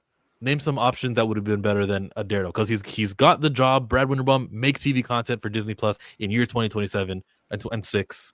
What would he do that's better than this? So we got mutants coming out, right? Either. we have mutants coming, right? Is Hey, that not a you good time to answered. maybe That's start? a great answer. Absolutely. I'm just saying. Don't we got mutants coming in here? There's a million of them. Go out and pick one. I would, man. I can't speak for these guys, but he had to have asked, right? Give me a mutant thing. So And maybe they're saying the movie comes out in 2028, so we'll do it in 28. Academy X. When is Spider-Man coming out? 2026. Yeah. A Hulk series? Maybe a special presentation so that it makes sense for him to be engaged with Spider-Man in New York, and it's not random. That's another great answer. Better than Daredevil Born Again. I mean, like, again, what was the calculus? I understand why we're not picking all that other stuff. I'm trying to figure out why we landed on this one. A Ms. Marvel season might do well. I think generally people are receptive to that character. And if they do another kind of just like season 1, maybe a little bit more serious. That'll do well either. Oh, she'll be in the mutant show. Don't worry, because she's a mutant now. Yeah, I was about to say she'll definitely be in the mutant show. That's what I was making my face about. I was like, she's gonna be seen, but not in her show. What am I looking up? Darius, you said 2021 something. Loki's numbers. Here you go. Oh, I don't know how to do that on Nielsen. I'm not familiar with this, like, streaming stuff. All I do is wait until they tell us what happened a month ago, which is August 18th to August 24th. I'm sure Loki did better though. Back in those days, there was a lot of hype and enthusiasm. Well, I think that's the point I was kind of getting at. You know, you were making it out. You were saying that, well, Daredevil was an episodic deal week to week. Well, so was Loki. People were tuned the fuck into that. So I would be curious to see what those numbers were. I was only speaking to the episodic nature, to comparing it on other things on the Nielsen charts, which are not episodic nature. It's not weekly with a runtime of 30 minutes of show. Like, it's different. Like, even compared to Ironheart, which they gave us 3 episodes, which is 3 times more content, which is 3 times more likely to appear on that chart. We got comic knowledge beef in the chat. Comic knowledge beef. Culture. We're talking about the crossover between Batman and Deadpool this week. Did you guys read that comic book? First time in 20 years they had a crossover. Yeah, they created a character who looks like Logan and looks like Lobo. No. Nobo. I did not. I didn't see it. Damn, that was the biggest comic news of the week. Was I Deadpool saw and Batman news. crossovers? I didn't see it though. Yeah, and I saw Rob from Comics talk about how he can't order online a brand new comic book. He can only get limited to one, and he's like, "This shouldn't happen. It's 2025." And I was like, "Yeah, he's kind of right. It is that way though." But I don't know. I mean, but they're only ordering They're only ordering so many copies down to the single digit. And then if you order 5 of them, you might have just taken the opportunity for somebody to walk in the store and grab one. Which is or- why or if the you pool. pre-ordered it, you wouldn't have this problem. You wouldn't Now, have would that you, problem. Rob? Yep. Pre-order your comics, folks. Pre-order Storm. Well, I mean, pick up Storm. Pick up Ultimate Black Panther. That is an ongoing comic book. Maybe pick you should up- stop reading comics to YouTube. Mr. Terrific is in the shops right now. They've got a 6-issue limited series. And if you care about representation, also look at, help me out here. What's going on? Miles Morales hasn't been canceled yet. If you guys want to check that out. Comic Talk. Yeah, pick up the Miles Morales comic book. Sure. I'm not, but you can. Where do y'all buy comics from? The local comic book shop. For me, I don't want to say where because you know me, but same answer with Marcus, right? Yep. LCS. Darius, comic head. If you needed a comic book, if you're like, okay, yo, that's happening, I gotta go to the shop. Would you go to the shop? Would you wait for a convention? How would you get your comic? Go to one of the ones around here. One of the shops. Yeah, man. Go pick up the new Static Shock. Who's he mixing with? I just saw he's having a superhero. Batman Beyond. Whoop, whoop. Static Shock and Batman Beyond are gonna have a collaboration. So go ahead. That's worthwhile. That's worth supporting. Give it a pickup, man. Do y'all buy online? I never do. I never do. I know I've probably in my life have one time digitally purchased a comic book online, maybe 5 times, but like it's not my thing. Liberty Comics in Detroit. I've heard of Liberty Comics up there. What have you heard? A known comic book shop in Detroit. Black owned? I don't know. The one that they have for that TV show, The Comic Shop, Black owned. It's actually in LA. It's not called OMG Comics like the show calls it. It's called something else. And that kind of irritates me. If I'm being honest with you guys, they should name the comic book shop in their show what it's actually called, like just free advertising, right? Like it would help out that business. Yeah, I agree. But they probably purchased the right to call it whatever they want when they made their agreement to record there. It's probably a studio thing more than anything. I will do that too. That's what I'll say too. There's some legal reason. I don't know why, ownerships and rights. That's probably why they have to change the name. It says that Static Stock theme song, Romeo, only God song. His only good song. Superhero Static Shock. Whoop, whoop. In the Romeo show. In ICDC College. Imagine it's Comic-Con 2026. And James Gunn takes he's at Hall H. Guys, I know you guys loved some of the old DC animated universe, and I'm not ready to say goodbye to it. And then you hear the little Romeo comes on stage. Hey, criminals, get twisted. He's superhero. Give to everyone. Whoa! And then just the crowd goes, superhero, Static Shock, whoop, whoop. And he's like, that's right. Static Shock is going to return. The DC animated universe is alive and well, and we're going to continue it. Writer Bo DeMayo. I'm campaigning for this. Writer Bo DeMayo. In X-Men 97, he'd do Static Shock 2004. Yes. He need to get his legal stuff all situated so that he can start working again. I'm guessing that's probably what's slowing things down for him, because I can't imagine that people watched X-Men 97 and was like, nah, I'm good. Like if guys like Gunn can get a job again, if I hear people talking about Josh Whedon nowadays, so if he can come back. I made the assumption also that he's not finding work or he's out of a job or something like that. That's not the case. Where's he working? He's working. Irons in the fire. Okay, cool. I guess I hadn't heard his name, so I didn't know. Understood. Yeah, for sure. I made the same mistake. Stamina says, if they give the fictional shop a real name, folks will show up to the shop expecting the TV show. Never underestimate the stupidity of people. That is insane. We're so and so, man. Are you out of your mind? Get your ass out of here. It's probably a precedence of that happening, Wherever they shot Good Burger, probably they think it's Good Burger. The stupid people. Bow Wow was, or not Bow Wow, Romeo was on Proud Family too. He was dating Penny Proud, or he had a date with Penny Proud. Mm-hmm. His character.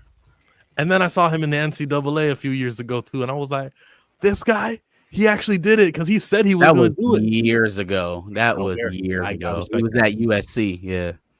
He was at USC, wasn't he? Was he playing with DeMar DeRozan also? No. What's the name was there? OJ when he was there when OJ Mayo was there. OJ Mayo, huh?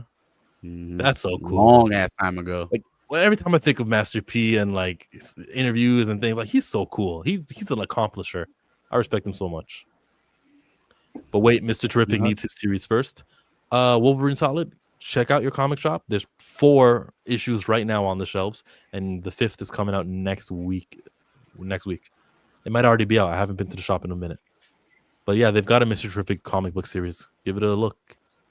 I want a static film, but it's really up to Milestone. I honestly don't know why Milestone don't want the DCU to do a live action static film. Complexities, my friend. I was about to say, yeah, probably not Milestone, just an individual in charge of Milestone at the moment. There's a Charlotte Fullerton issue. Liberty Comics is awesome. Who would you guys get to play static? Anyone? I think we did this, didn't we? Miles Canton. Miles Canton can do it. I still like Caleb McLaughlin. Who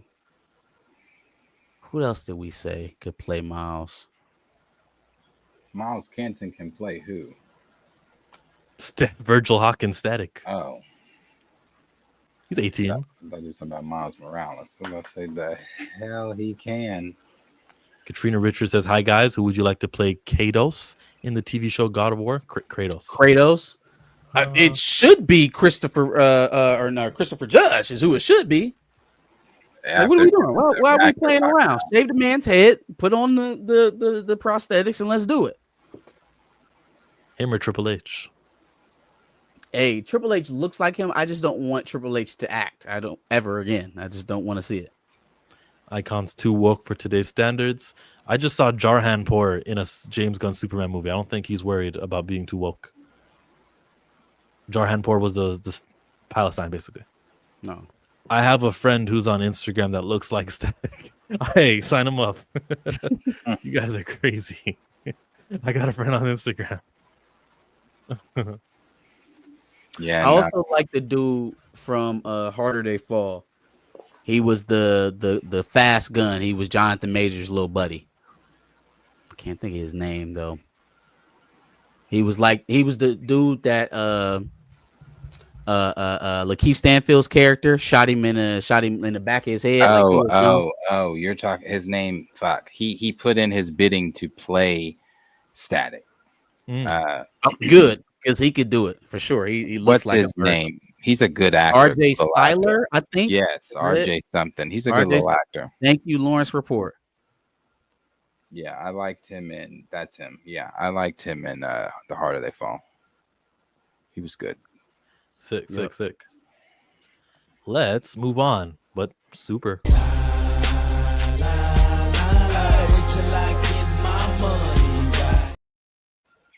I'm Too Fly says Superman did better than all 3 MCU films. I'm just saying. You got to give him that. Yeah, it's true. Brave New World did like 415, and Thunderbolts did 380, and the other one was Fantastic Four. How well did that one do? Fantastic Four. Like I think it's over 500 now. Yeah. How old do you want Static's actor to be? Grown. Okay, he's 30. Yeah, grown. RJ Seiler is 30. He could play a 25-year-old. That's all right. Black on crazy. The Fantastic Four First Steps movie grossed $519, and it might be over and done with. Is it done its theatrical run? Basically, it only grossed $100K, so it might not go to $520 maybe. It's about done. And so there we you're right. Superman did better. So we can say that, the industry right now is not too receptive on superhero movies. So Superman overperformed. They But that's killed not it. the case. That's not the case though. killed Deadpool Wolverine did so well, and I'm sure Avengers is going to do well, and Spider-Man Brand New Day is going to do well, and then Supergirl is going to do probably the same numbers of that 500, 600 range. So I don't know. I don't want to discredit what you're going for, because there's validity in that. That Superman did better than the 3 MCU films. Validity, it's a fact. Yeah. I would just ask you, before Superman, when was the last time that happened? And then going forward, when's the next time? Oh, excuse me. Bless you, Marcus. Oh, I appreciate y'all. No. We're not gonna do that. I remember one time you were eating on the thing, and I was like, "Oh, somebody's eating," and you did not mind to hit the mute button. So when you sneezed, I'm going. So hold on, wait. Since I was eating over the mic, and you were then crunching. I can't get blessed on my sneeze. Yeah, because when I told you, What you're payback eating. is this? If I say you're eating and you don't care, I'm like, all right. All I'm gonna think about is how You're not gonna bless me while the demons are escaping my body. Yeah, basically. Nuts. That's insane. I see Is how that you what play. You that- play that's dirty. what it's Play saying? for Is that keeps. what that is? I appreciate you, Culture Made. Thank you. I don't even remember what the fuck we was talking about. What were we talking about? Spider-Man and Fantastic Four making money. Oh yeah. When is the next time that it's going to happen again? So when is the time before this that it happened that they outgrossed a Marvel superhero film with one of theirs, and then the time after that you expect it to happen again? I think it won't ever happen again. Like, Marvel's got this. Until 2028, we don't know what those 4 movies are, right? It's shadowy, it's murky. Yeah, God bless Marcus. May God bless this man. Yeah. You know what I mean? And his family members too. Appreciate it. So, 2028. I still think one of those 2028 movies from Marvel, if it's the X-Men, it'll do better than anything that DC has to offer. DC will never win again. 29? Who gets I don't know, if they get sold, right? They'll have a new, fresh, new outlook. It'll give them a chance to revitalize. That could potentially change things. But yeah, no, I don't know where they. If Superman is not going to do it, if they couldn't dominate with that title, yeah, I don't think It's definitely not. It's definitely not going to be in the next. It's definitely not going to be in the next 3 Marvel movies, for sure. Absolutely not. See, now this is where you're gonna make me argue against my point, because I do think those, at least 2 out of the 3 next big MCU films, so that being Spider-Man, probably not going to be Spider-Man, Doomsday, and Secret Wars. 2 of those movies are going to struggle. And the reason why is because they are heavily dependent on the characters that the audience has already rejected. Spider-Man doesn't have that problem, so people can step back into the MCU that they actually like when they go see Spider-Man. You are going to have an issue getting people to actually give a shit about the characters that they already told you with their dollars that they don't care about. I think that's why the heavy emphasis on Doom and Chris Evans that is what they're doing. They're not hiding it. They're not hiding it. And the thing is, they've even just recently said, "Hey guys, prepare yourselves. The marketing for Doomsday. Oh yeah, we're linking that back up with Infinity War and Endgame clips. That's from. So they're not hiding it. Bro, we gonna act like none of this shit even happened, and this is a sequel to Endgame. Like, okay, all right. Well, that's ballsy. That's certainly ballsy. It's like, I hope you're right, Johnny. I hope you are right. I hope it do make 1.5 billion. I hope, because I just don't. I don't know. You have to convince me that Florence Pugh and Anthony Mackie and Sebastian Stan and all right, Hemsworth is in Kamala that one. Khan. Yeah, but we know that the time is either going to be spread out between the rest of them, or the new people are going to have to lead at some point. Sam is leading an Avengers team. Yelena's running the other one. Those are the Avengers. X-Men. See? Okay. You see? So that'll give him a bump. Sure. Yeah. Marsden and whoever else they were able to convince to come And back. we Rebecca also have Romaine. no idea who's in these other chairs that they have reported that they're supposedly, which I don't think they're going to be able to do. They're not done. They're not they've done they said that negotiating. they said that they say that they've already filmed scenes with sort of the scoopers. They filmed scenes with people that weren't mentioned in chairs. Which is that weren't mentioned in chairs already. That's what the scoopers say. So grain of salt. Okay. That's what they say. Okay. Well, that would suggest that some people in that second group are probably signed. I think they haven't announced all of them or done their funky little live stream because they're not finished, which is crazy because they're shooting the film. How are we still negotiating? But I mean, I think they're trying to sensory overload us. They are trying to baby shark their way to $1 million or $1 billion for adults. Like, I'm going to give you everything that algorithmically should please you, everything possible, and just hope that it's enough.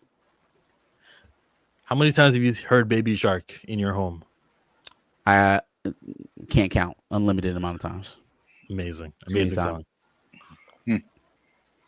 From scoopers to supers. You gon' think about me when I'm gone. I need that money like the ring I never won. We need the money. Thank you. I'm too DC wins 2027. On you tripping. Batman 2 and Superman. Ooh. Okay. Well, and now I'm arguing against my point because I don't know who's going to win 2027. They could. I just don't know. Wait. Secret Wars? Wait. Batman 2. The Batman 2 already made 2, 700 million. Yeah. Are we saying the Batman 2 and Man of Tomorrow could beat Secret Wars? See, it's a trick question. See, this is what he's saying. It is a trick question. Secret Wars comes out late December. You can't count the money in 2028 from January. That's what he's trying to tell us. No. Fuck all that. I'm gonna pretend December is extra long. Look, man, until Marvel posts another Billy that's not a Spider-Man movie, you can color me unconvinced. Secret Wars, I think, is going to be a different monster. Yep. Well, now look, Doomsday can make a believer out of me. If Doomsday come out the gate, it's a Billy, then it's hard to me imagine that Secret Wars is going to be anything less than that. This is ridiculous. This is non-debatable. Secret Wars is more. Secret Wars is going to shit on. No, I hear you.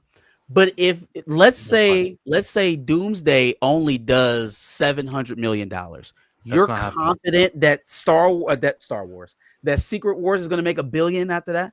We are where we are, guys. There is no more movie market to uncover or convince to come back. This is the market. So again, the same thing I asked y'all about Fantastic Four, same thing I asked y'all about Thunderbolts, the same thing I'm asking you about Doomsday and Secret Wars. Where's the Billy coming from? The premise of your audience, man. Just the fact that it's again, you've got the Fox X-Men coming back. James Marsden's already talking on red carpets, talking now. Not everybody sees red carpets, but talking on red carpets about how dope it is to be back, and he's excited and the typical stuff. But you still have these main people coming back. And again, if we just are to believe these scoopers and things like that, the stuff that they have laid out that is supposed to be going on in this movie, once they drop that trailer. This all right now is the cracks and Marvel and no Billies, and yes, once they drop that trailer, none of that's gonna matter. None of it's gonna matter. Let's play the James Marsden interview. What's it like walking on the set of an Avengers movie these days? 25 years later, yeah, it's different. Well, I guess 20 years later, it's exciting. I mean, you can feel that it's something special. You can feel the world is ready for this movie and these worlds to kind of collide. And so, did you ever think you'd be back 20 years later?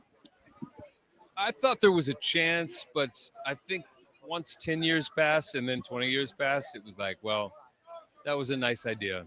But now, I guess they're just waiting for us all to get a little gray in the hair and long in the tooth to bring us back. Yeah, so the MCU is the gray CU, the gray CU.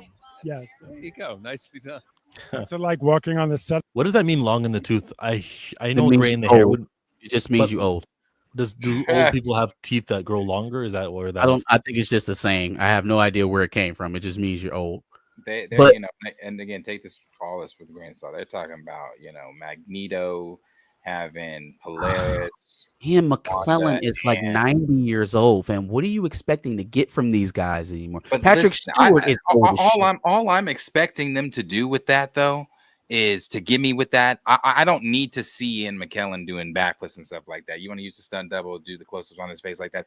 Give me some dope ass CGI Magneto shit. I'm cool with it. He said something again that made me even firmer in my point. What? The man says, when you go 10 years and you think, oh, well, maybe that'll still happen. And then 20 years, it's like, oh, well, that's a nice thought. Guys, it's been 20 years since the guy that y'all have mainly been saying, oh, well, John Marston and the X-Men. It's been 20 years since those characters were Still relevant. the X-Men. 20 years. It's the X-Men. The kids who they're trying to attract to come and see this movie went crazy over Chicken Jockey. You think they give a shit about Marston putting on that visor again? You think they give a shit about the old school Jean Grey coming back? We don't even know. Did they get Storm? Is Halle Berry coming back? We know Patrick Stewart gonna be sitting in that chair the whole time while we watching it. We know Ian McClellan, like you said, if he's doing anything, will be stumped doubled all to hell.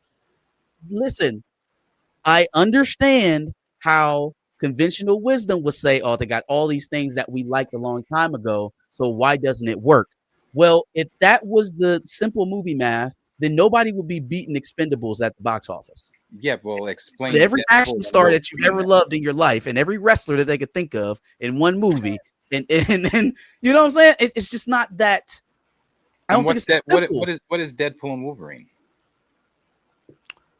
A nostalgia fest for sure. That is what Secret Wars is going to be. Secret Wars is not Deadpool and Wolverine, brother. They are leaning heavily on the Infinity War and Endgame nostalgia. They are leaning heavily on the Fox X-Men nostalgia. You think they're going to shoot Secret Wars the same way they shot Deadpool and Wolverine?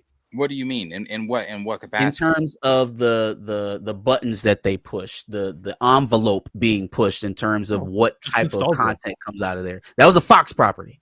So we already knew the tenor was going to be different. I don't think it's going to be not that tone or anything like that, but you've got the Russos mapping out Secret Wars and Doomsday, and they get to play with the Fox X-Men and bring them into this whole thing. No, it's not going to be the tone of Deadpool and Wolverine, but it's going to have the nostalgia effect of Deadpool and Wolverine. Yeah, don't do that game where the reason he brought up Deadpool was for nostalgia. Don't tell me, well, but the tone will be different. No one said anything. That was the reason why he brought it up. I don't have to respond directly on his path. I brought it up for the nostalgia fact of what it's going to do. Are all nostalgia bombs created equal? How does Snow White just do? No, I'm not comparing Snow White to the Avengers. I'm saying if it's all nostalgia created equal, if just pressing the nostalgia in the MCU it is. In the MCU it seems to be. Okay. They have played on nostalgia twice and it has worked. No Way Home. Deadpool you know what's going to have to happen? They're going to have to. What I said is probably going to happen. Really, 3 times because it worked with Multiverse of Madness too. One of the. Okay, I mean, it depends on how if you view that movie as success. I know a lot of people who don't, but they're crazy. In any case, it's a wildly controversial film. We don't have to make faces. That is not $800 million. It is $900 million. Sorry. So you gonna tell me there aren't any Multiverse of Madness haters? Oh, there's definitely some. For sure, on, man. People think that movie. There are people that think that movie sucks. It is a wildly controversial movie. But in terms of moolah, it's a success for them. Listen, I think that one of those movies is going to fail, and when it does, I want to revisit this conversation. Okay. I just don't. I don't see them. I don't see those 2 years. I don't see those movies. This is the movies failing. same faith y'all had in Fantastic Four. I remember Darius bro, was yelling at me. Fantastic- He was like, yes, "But when they that's the show Fantastic Robert Four." Downey Jr. And they didn't It's show gonna change Robert Downey everything. Jr. They didn't do okay. So originally, that post credit scene is not what they were gonna do. If they would have done what they were going to do, maybe it would have moved the needle. But seeing a CGI quote unquote supposed to really be Robert Downey Jr. in a hood, that's not moving the needle for nobody. That wasn't gonna.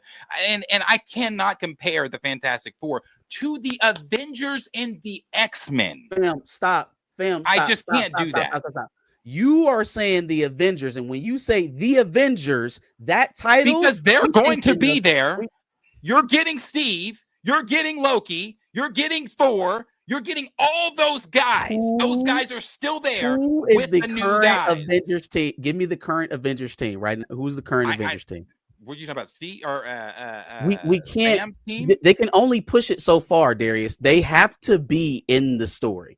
You're not just eliminating Florence and Carter Of course, and they're in the story. and Winter Yes, they're in the Soldier story. and Sam. They have to be a part of it. So yes, Chris Evans and Hemsworth and Robert Downey Jr. They're all going to be there, as well as all the X-Men. They all going to be there. They can't dominate the story though, because where the story has taken us so far is that Sam is in charge, is that Yelena is in charge. Those are the people who are running our Earth's Avengers.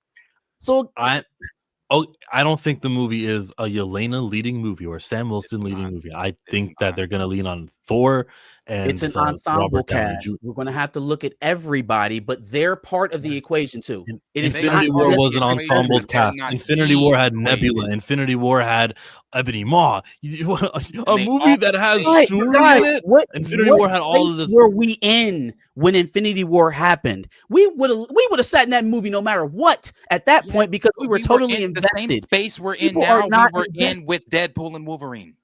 The same exact space. That was 2 years we're in ago. That was 2022. Yeah, and people were saying Marvel is in a shithole. So are people invested in it right now? Do people feel like they're excited for what's coming down the Marvel pipe now today? No. I don't. Avengers did is it gonna feel do like that. people were? And I'm going to keep comparing this because I can go back to some of my some of those trailer watches we did on the Planet Fanatics channel for Deadpool Wolverine. After every one of them, I said, maybe people are excited. I don't know. Didn't really move the needle for me. I'm still excited to go see the film, but didn't move the needle for me. And look what the movie did. I was in a packed theater. I don't argue with numbers. Numbers are numbers. I'm just saying the numbers for Marvel lately have been diminishing, and it would be foolish to look at that trend and say, nope, the guys I like are going to change it around. But that's not what I'm doing. Okay? So what were the movies before Deadpool and Wolverine? They were stinkers too, were they not? Yeah, true. And what I'm saying is, that's what I'm Wolverine and saying. Deadpool did not change the overall trajectory of the MCU, nor is a Spider-Man movie that I think is going to be successful, but it's not going to change the general tenor of how people think about the universe. So again, what are they doing to recapture? Is Doomsday going to be enough? Doomsday is probably my canary. I've already don't let me convince you. I've already decided in my mind where it's going, but that's the one thing that can kind of change things for me. If Doomsday performs the way that you seem to think is going to perform, then you know I'm wrong. I'll be wrong. I'm just looking at, again, people watch chairs, and now we've already said that internet excitement doesn't always transfer to theaters. That's right. People watch chairs. I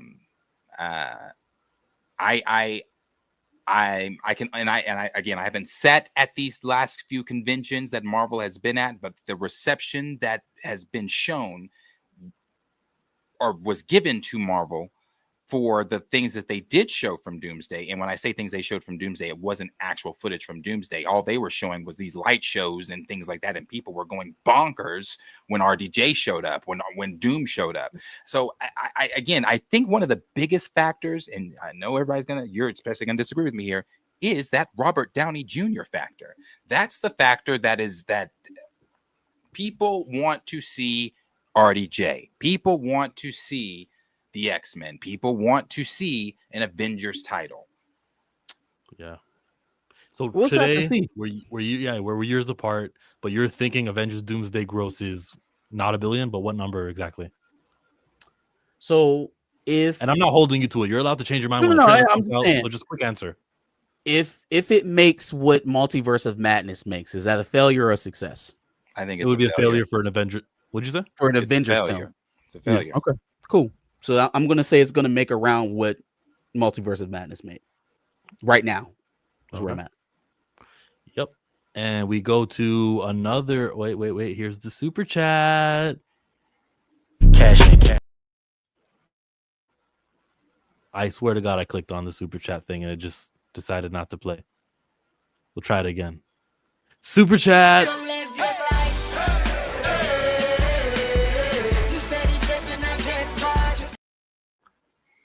Chasing the paper. I'm Too Fly says Foxman wasn't even popular like that. Wolverine was. Okay, well, Wolverine's going to be in this. Is he Hugh Jackman? I thought he was left out. What? I thought him and Deadpool weren't in it. But that's still not a. It's the only live action X-Men outside of Ian McKellen's group that the public comic book movie loving superhero audience knows. So you tell the audience Ian McKellen, Patrick Stewart, and the rest of them are back as the X-Men, but it's an X-Men universe where they're accurate, where they're going to be in their comic book uniforms. Bro, get the actual fuck out of here. Stop it. Stop. Like, what are we even doing? Stop. It doesn't matter if it was just Wolverine. Stop. Apparently, there was an all-new government-approved daily show with your patriotically obedient host, Jon Stewart, tonight. CNN is reporting a source said ABC wants Kimmel back, but he needs to lower the temperature. I believe Jon that. Stewart said that? No. He was making a joke about Jon Stewart. He's not obedient in any regard. But the CNN report is interesting. They're already signaling that they want him back. Disney is man. Boycotts work. Stop shopping at Jesus. Target, people, because they canceled their DEI initiatives, and you need to not give them money. Think about places to go. Blank says lower the temperature, so long as he takes a trip to Israel. Right? Am I right? Oh gosh. Oh no. Hey, you made a we need to talk. Yeah, but Jimmy's never been on that side of. He's been on that side. Yeah. When Kamala Harris was doing the interview with Jimmy Kimmel, a lot of protesters were interrupting the interview and saying like, "No, you're not with Israel. You got," and then he just like shut them up. Let's play some music. When some fan was like, "Hey yo, can I get a free Palestine, Jimmy?" He's like, "Free what?" No, I gotta see that. I didn't see him say the reject free Palestine. I've seen him actually talk about the children. We got one more. That's how he introduced the show. We got one more super chat. That's how John did. Yeah, it popped up on my feed. We'll check that out after this T'Challa talk, after this Mandalorian talk. For sure. Puma Lee decided to give us money. In my bag now. What in the hell? Your ass gonna be on YouTube. Puma Lee with the $5. If they have the real T'Challa, King of Wakanda, then it will definitely make $1 billion. T'Challa is the key to save the MCU, period. Well, they're gonna have T'Childs. Hey, Puma Lee, when you make a good point, you make a good point, brother. You make a good point. Well, Puma Lee, get used to this. That's not the way they're going, but you make a solid point. This is my son, Toussaint. And that is your T'Challa, Puma. Learn to love it. Accept Include him and write him the way Hickman wrote him in his Secret War story. Billy. Easy, Billy. The internet is going to internet. Man. In regards to that whole ABC bending the knee, this picture here, it's funny. With the red tie? Yes, you saw it. Marcus, did you see it? I'm sending it. I did not. All right. So the next thing to cover is, the Mandalorian Grogu trailer. What?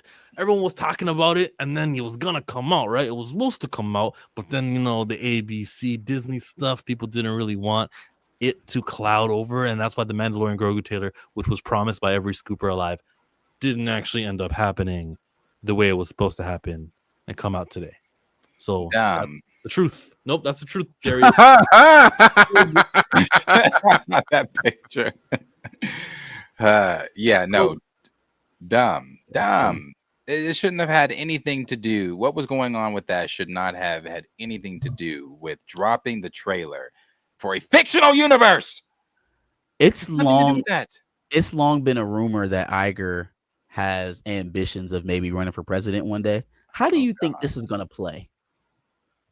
How do you think that this moment is going to play? Yeah, I pretend fired my late night show host, but then asked him to please be nice to the Cheeto head, but please vote for me.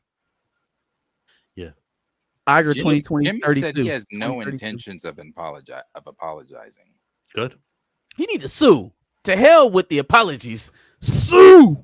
I think he gets his job back quickly because enough people are talking about canceling ABC. It's going to affect them, and they're going to say, after further thought, we think freedom of speech is important.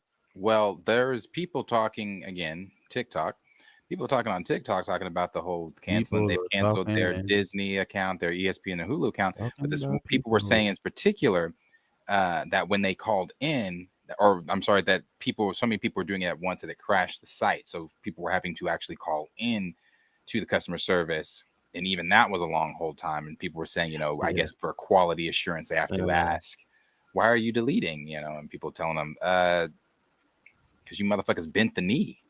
I've been through this with the WWE when basically Daniel Bryan, Roman Reigns, Royal Rumble. So we didn't get what we wanted and we all canceled our subscriptions. And they had to come with some, we actually hit 1 million subscribers, Like they tried to shadow what the movement is. And look, when it comes back to the Star Wars trailer, I do get it. You don't want the comment section underneath every Star Wars trailer, every Mandalorian Grogu trailer, but to say boycott. Well, I mean, I guess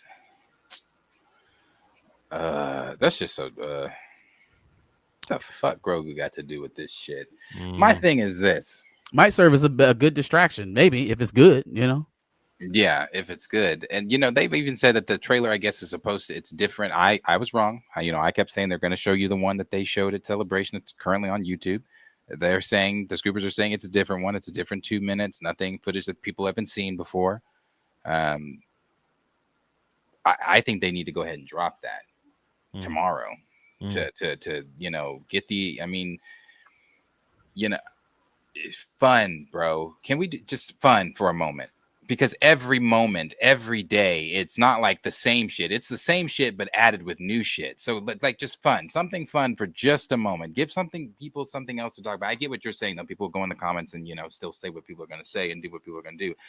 But something that's just like, hey, let's take a trip to a galaxy far, far away. They're still dealing with the same fucked up politics, but let's go to a galaxy far, far away. What do you guys think about Kaisa not playing T'Challa or being in Star Wars? Get that shit off my screen. And then John C says, if you support the Pantheon, don't insult Darius, Chill, Hell yeah, John C. With Kaisa not, who care less what we're doing here right now. Talk that shit, right? John C. And then we get a super chat. Need a ride, I can rank you up. Money, I can change you up. You can have your own, no longer be the passenger. Free the guys. All right, Free Palestine. All of them. There was a report came out that the death count is at 680,000 people who have died so far. In Gaza, it's only 2.2 million people who were even there from the beginning of this. And this is genocide. This is it is. This is deadly. You know what? I already tell you guys all the time, I'm already sensitive as it is. The video of the Palestinian little kids graduating elementary without their parents, and they're all crying. That is so fucking heartbreaking. And that is, man, that's tough. They're using, obviously, we know, unfortunately, they're using these kids for target practice. There was some of the doctors that are over there reporting that it'll be like several headshots in the same day. It'll be several Jesus you know, Christ. directing the hit. They hit him in the genitals, bro. Yeah, They hit him in the genitals. kneecaps. They just play games with each other. And then, so now the society has crumbled down to the point where now the soldiers, there's a internal like strife. They don't want to go back because somehow they're realizing, oh shit, I've been propagandized into killing or unaliving children. And poor soldiers. It's breaking down their mind. Yeah, it's breaking down their mind. I feel so bad for them. Absolutely not. Like, I think education is important, and telling you that this isn't like one rogue leader who just took it too far. This is society wide. This is how societal, man. A lot of them support this. They want to go even further. There's a fringe wing to the right of Netanyahu. Yeah. That wants him to go even further. Ben Gavir. Yeah, those guys over there. So the important thing also next to that after education is to call to action. What can you do about it? How do you free Palestine? Well, you can download the No Thanks app, and No Thanks app was just you can scan a barcode on any product in the grocery store, corner store, anything, and it'll say no thanks. They support Israel. Coca-Cola has a factory in Israel, or Burger King offers free meals to their soldiers, or Tide laundry detergent will clean up. So download the No Thanks app. That is a call to action. It's one thing to say free to guys and all that good stuff. I love it. Let's also like do something about it. If you find out a company's complicit, then stop shopping with them. And all you got to do is remember it once, and you just pick the product that is right next to it. You don't like Maxwell House instant coffee. You don't need to like that anymore because they've got ties to Israel. Go download the No Thanks app to see for yourselves. But these studios also are pretty complicit with Israel. Pretty involved and pretty supportive of them, and silencing some of their actors. This is huge. It's like the hugest story in the world. Even before this current conflict from the last 2 years, it's always been a thing. And the evil people who live in that part of the world need to be held accountable, need to have the mirror, need to have the spotlight on them. And I think that we've done that collectively, the three of our channels, but we've also done that collectively, like community wide, on TikTok, on Twitter. Like everyone's like awakening to them. That being said, Adnan says, but isn't Israel just defending itself? If Adnan Kabir was not an Arabic name, I would explode on you, my friend. We got one more super chat. Never take a damn thing slow. All I know is chase this dough and get money. Which uncle would you live with? Uncle Phil or Uncle Bernie? Bernie Mac? Uncle Phil. He's got a nicer house. Yeah. And I feel like Bernie Mac was so strict on the kids. I want to be with Uncle Phil with a butler. A pool house to go chill in. Uncle Phil was barely at home. He got one of them jobs. He could protect you. He could throw out jazz with one little all the way. Bernie Mac was always chilling at the crib, dog. He was always at the crib. Shout out to him. You wouldn't be able to get into nothing with Bernie Mac. His dad. Give me Uncle Phil. Uncle Bernie had some celebrity friends show up at his place, though. Triple H was there. He did have some celebrity friends, and showed up at the bank's residence quite often. Not as celebrities though. They was playing other characters. Oh well, I mean, like Trump. Well, skip that. He was on Fresh Prince. He was. God. Does that change it? Does it go to Bernie now? No, unfortunately, I'm still a Will Smith fan. So. This is old Trump. Yeah. This is Central Park 5 Trump. It's not the same as President Trump. Yeah. I seen somebody trying to context that one for me too. They like, if you understand the American media at that time, the only information we had is that these individuals struck a woman and violently raped her. I said, oh, that's the context. That's the context. Stereotyping, standard American racism. That's the missing context, huh? To the Central Park 5 stuff. Gotcha. Yeah, he also volunteered it. He didn't need to make a statement or do the thing in the paper. Like he went took out of his an way. ad in the paper to let everybody know. How about this is unbelievable? I'm gonna wait for the case. I'm gonna see more information. Nope, hang them on. String them up. It would be poetic if he put him by the same tree where the woman was found. Yeah. Uncle Phil wins. Uncle Phil is just the clear victorious victor of uncles. Oh, I would go with Uncle Bernie, John C. All right. T'Challa. I'm clipping it. So probably should read the IGN thing, yeah? Or the Brad Winderbaum quote. Where was it? Did I send it to you or do you send it to me? I'm pretty sure I sent over it all, I thought. Yes, you did. Screen Rant. It was Screen Rant. Thank you. Let's do this. You're watching my favorite YouTube channel. I'm Chillmonger. That's Planet Fanatics Darius, Marcus from Back of the Bus. And hours ago, we see that Screen Rant gives a little article. Okay, they spoke with the creators of Marvel Zombies.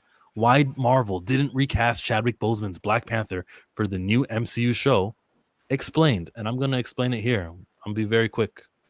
They disrespect a dead Chadwick Boseman, dishonor him, misremember him, and are tarnishing a man's legacy in his death. And it's been going on for too long. It's disgusting to me.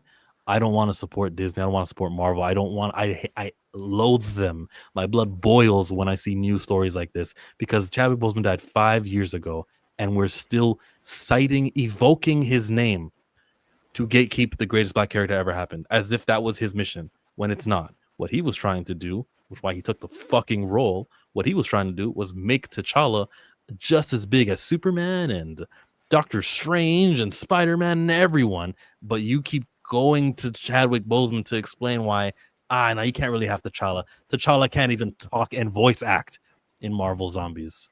So as the article reads, Chadwick Boseman's Marvel character T'Challa won't be recast for the brand new MCU show, Marvel Zombies. Let me move to this view. I think I like it better. You know me. I always like to get the right view. Marvel Zombies, and the producers just explained the reasons behind the major decision. Disney Plus has released multiple Marvel Cinematic Universe series in recent years, including WandaVision and all that. Disney Plus has also produced animated Marvel shows for the small screen, like What If, Eyes of Wakanda. The former, which tells alternate timeline stories in the MCU, has already released 3 seasons, including an episode of What If Marvel Zombies. That is now the center of the new spin-off called Marvel Zombies, which will release 4 episodes on September 24, all 4 episodes. In an interview with Screen Rant's Ash Crossan, the showrunner Brian Andrews, and Marvel's executive Brad Winderbaum, Brad, you've let me down today. I liked you. Brad Winderbaum opened up about why Marvel Zombies decided not to recast Boseman after his death. Despite T'Challa appearing in the animated series, Andrews admitted that if Boseman were still alive, they would have made completely different choices. However, under the current circumstances, the producers decided to have Peter Parker. Oh my God. They decided to have Peter Parker narrate a scene featuring T'Challa in a non-speaking role.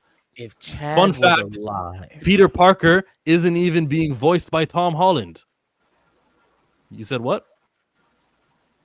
No, I'm just continually frustrated by them, like you said, using this man's death as an excuse for like lazy storytelling or just a shoddy decision. Like, if you don't want to recast the black voice actor and give another black voice actor a job, say that shit. Just say it. Say it with your whole chest. Me no want black in production. Me no black popping. Okay? Say that shit with your chest. Stop using this black man as an excuse for your poor decision. It would have cost you fucking nothing to have another voice actor in there to do this voice. It would have cost you nothing. And where do you get off?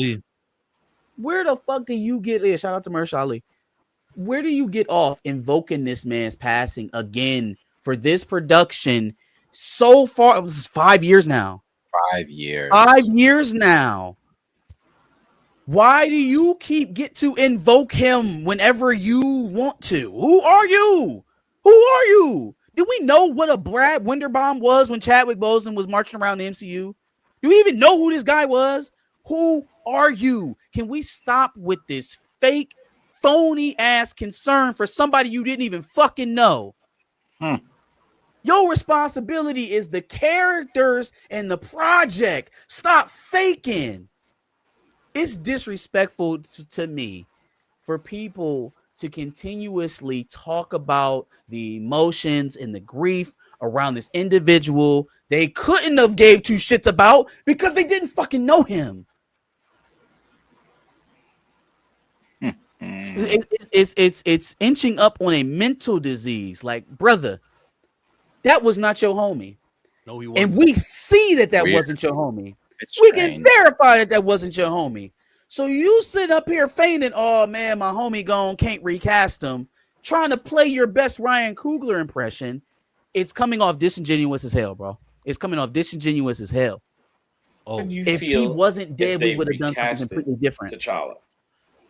Especially when they don't speak on T'Challa any other time until it's like something related to like this.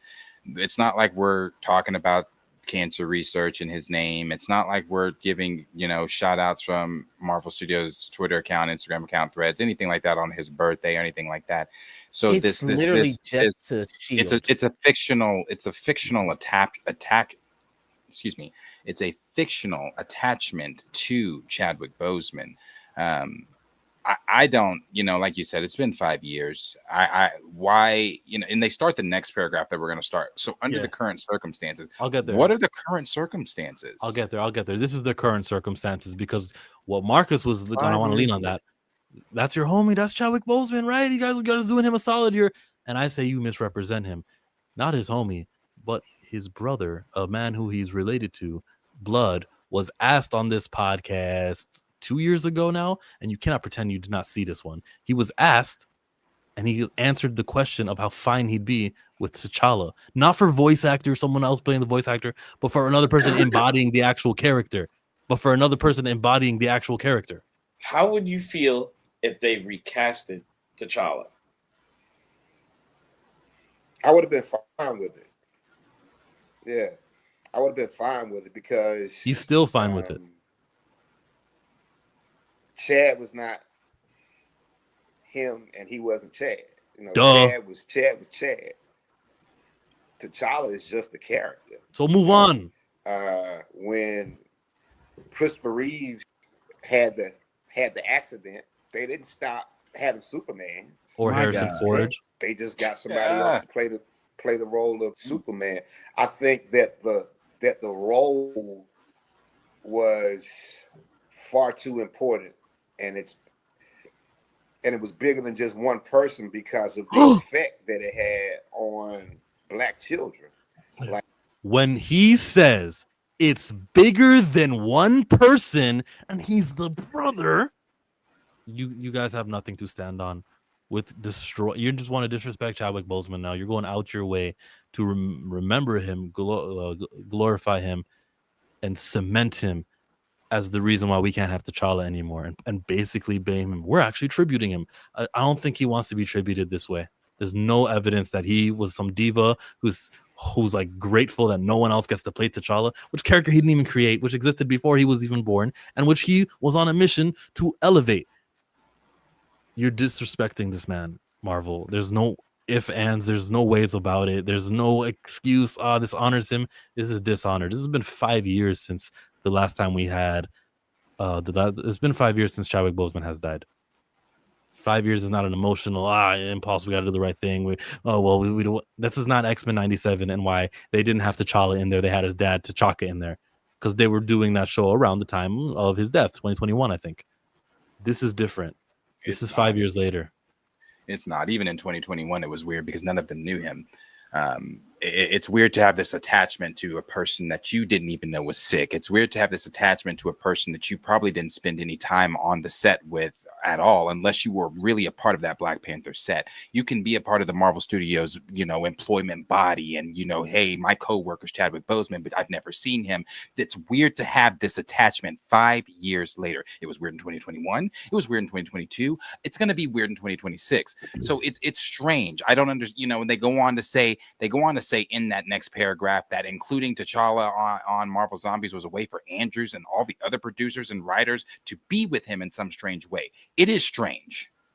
You ended that right. It is What are you strange. talking about? To be with him, you didn't know him.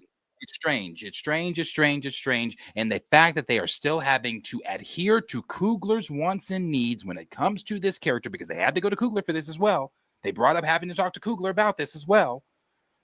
What did he say? Does it say what he said? I don't think it. Does it say what he said? I don't think it says what he. Hold on. It doesn't say, but Bodemeo did confirm that, and he's the X-Men writer. He just gave feedback and said some great ideas. So listen, just don't let him talk. Oh no, I'm sorry. I'm sorry. They went to him and he had some great ideas that greatly improved the T'Challa scene. He probably said, "Oh yeah, nah, he don't need to speak." That greatly improved the T'Challa scene, and so now the nigga's not going to talk. He's not going to speak. Whatever changes he made, we no longer require a speaking role. Or the narration says he's got a son. The narration says he has a son. When Spider-Man's talking about how T'Challa is so awesome, T'Challa did this to save his son. That's something that Ryan Coogler could have added.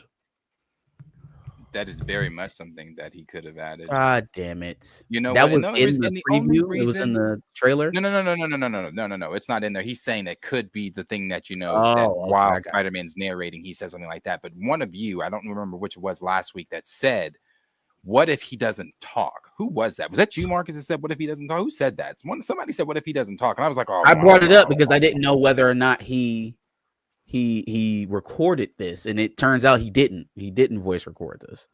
Yeah, and I was like, "Oh no, they probably got another. There's no way he's not going to talk. He's no way. No, they completely bamboozled the fuck out of me. I don't know why. I've been burnt by this company before, but they've shown that's what they're doing. That's what they're doing. He's not going to speak. Spider-Man's going to fucking, and it's going to be some narration of like, oh, I'm only assuming from where they left off in What If. He's probably going to narrate them leaving the compound to trying to get to Wakanda and what happened and how T'Challa fell and helping them get to, he gave us his last something like that. What is the obsession with killing? You want to be close to him, but yet you keep killing him? We just got to keep killing him. Got to keep killing him. Hey, here's a question. And I hate to take it back to this, but let's extrapolate this out a bit. Let's stretch it out. So the level of expectation that we have on this version of T'Challa, what they seem to be signaling that they're willing to do with T'Challa, and this is animated television, so it take it with a grain of salt. But let's stretch it out and say that the same attitude about how he is used in animation is the same attitude about how he is used in live action. And let's say they take the same tenor of, oh, well, if he was alive, it'd be so different. So we had to go another way. And we asked Coogler and he gave us great ideas. And the great idea is to have a non-speaking Black Panther, or not a Black Panther at all. It's just to upgrade Shuri and little nephew down there. Right. That's a Billy. That's a Billy to y'all. That's going to earn $1 billion. Like, are we saying like it's going to earn $1 billion? In live action, he doesn't speak?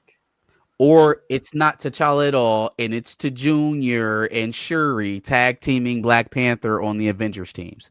That's a Billy. I'm with Stamina. I reject the bastard every waking day since knowing of his existence. I wanted to wrestle you into saying that a Secret Wars movie without T'Challa was going to make $1 billion. I just wanted to hear it come out of one of y'all's mouth. Anyways, we'll keep reading some of this. No.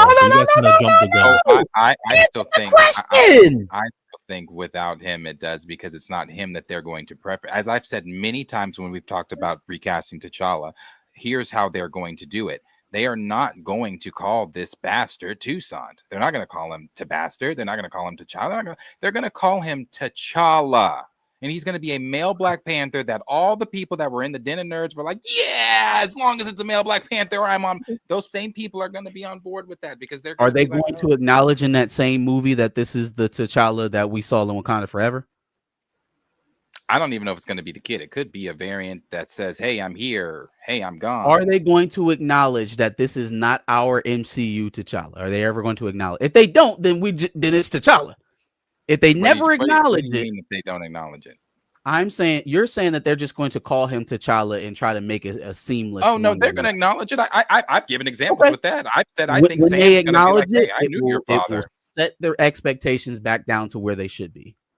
Yeah, they're The gonna hype acknowledge and it. luster that you got by calling him T'Challa and getting people's, oh, we got to recast T'Challa. The moment you acknowledge that this is the kid, a variant of the kid, it's another derivative character, it goes right back down to where we started before we got on all of this. I want to be specific because you just said the kid, a variant of the kid. The problem is not the youth or the age of this kid. It's that he's not T'Challa. No, you can make him older, which is what age. I said nothing about no, it. it's worth saying. It's worth saying. It's believe me, Okay. it is worth saying that. I got you.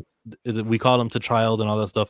Our beef is not that he's young; it's that he's not T'Challa. He's a substitute character. Right. He impedes on getting T'Challa on screen He's with his existence. derivative. He's inherently lesser. And the minute that they tell you, hey, this is the kid from the blah blah blah blah blah blah, okay, so it's discount T'Challa. We look at it as discount T'Challa. I If think you you go can ask send it an to the overall, audience as well. you ask You a can- overall Marvel going fan. I don't think. if I you just ask don't them think now, they're but again, I'm not of the mindset that all consumers are conscientious about how they spend. They're more so signaled to where to spend their dollar. The vast majority of people, those signals apply negatively as much as they apply positively. Superheroes work a certain way. They work off of reputation. They work off of gravitas. They work off of what people feel and what it makes them think of. There you go. Familiarity. That's what I was trying to get to. So when you come with derivative versions, those versions usually fail, or at very least come in lesser than the originals, because they are telling the audience, this is Superman light. This is Batman light. This is Diet Wolverine. This is a lesser version of what you are accustomed to. Ballerina is a great example of this. They had John Wick in that movie, but it was De Armas's movie. She was the lead. So the reason why all the other John Wick movies are doing, better than that one is because one leans on the main character and the other one has a derivative character. It's not bulletproof. None of these IPs are bulletproof. Oh, you said the word there. IP. Yeah, but that was also called Toussaint. Ballerina. Toussaint is an IP character that didn't exist 59 years ago. Toussaint is an IP that no matter how hot Toussaint gets and you make him older and you only call Toussaint T'Challa and you got a great actor, the guy from Long Walk, you get him to play and where Dancing Idris is playing Toussaint and he's calling himself T'Challa, 3 movies, making an appearance in Avengers. No matter how big this guy gets in 10 years and 12 years and 15 years, things are going to reboot. Things will return to ground zero. And that IP that we all just invested in has become a depreciating asset. He won't exist. They're going to go with main T'Challa again. And it's like a waste of time. You get it? It's not an investment. I can't get excited for a character who is not going to be here long term. And I know that since 1938, you've had Superman going strong. And these superheroes are long term. Iron Man is long term. Spider-Man is long term. Hulk. We get them over and over again. We get them re-envisioned by new actors and over again. I will not back a substitute version of T'Challa who is not him, a separate intellectual property, because I know that thing won't exist in the future. There's no long-term plan there. It's a waste of time. That is my issue. And if anyone who's telling you, well, you still get a black male, you still get representation, tell them that. I think it's just a weak presentation. I think it's a weak. No, they don't. They don't. And if they're going to walk head first into a calamity, then we'll coach them through it. But I think when you are, if the idea of putting out, so okay, let's look at it this way.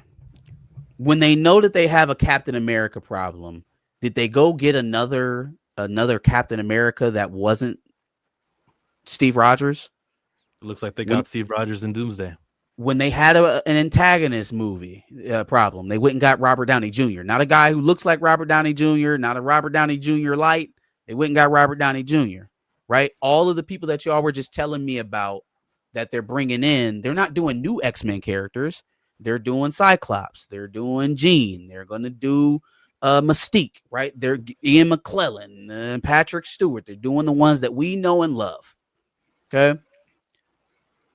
I think the jumping off point will be, like you said, if they're just going to call the kid T'Challa and let it run that way, if they decide then at that point in that same movie to acknowledge, okay, it's not the T'Challa you know, at that point, this is how I believe it's going to work. The audience entrance is going to dip.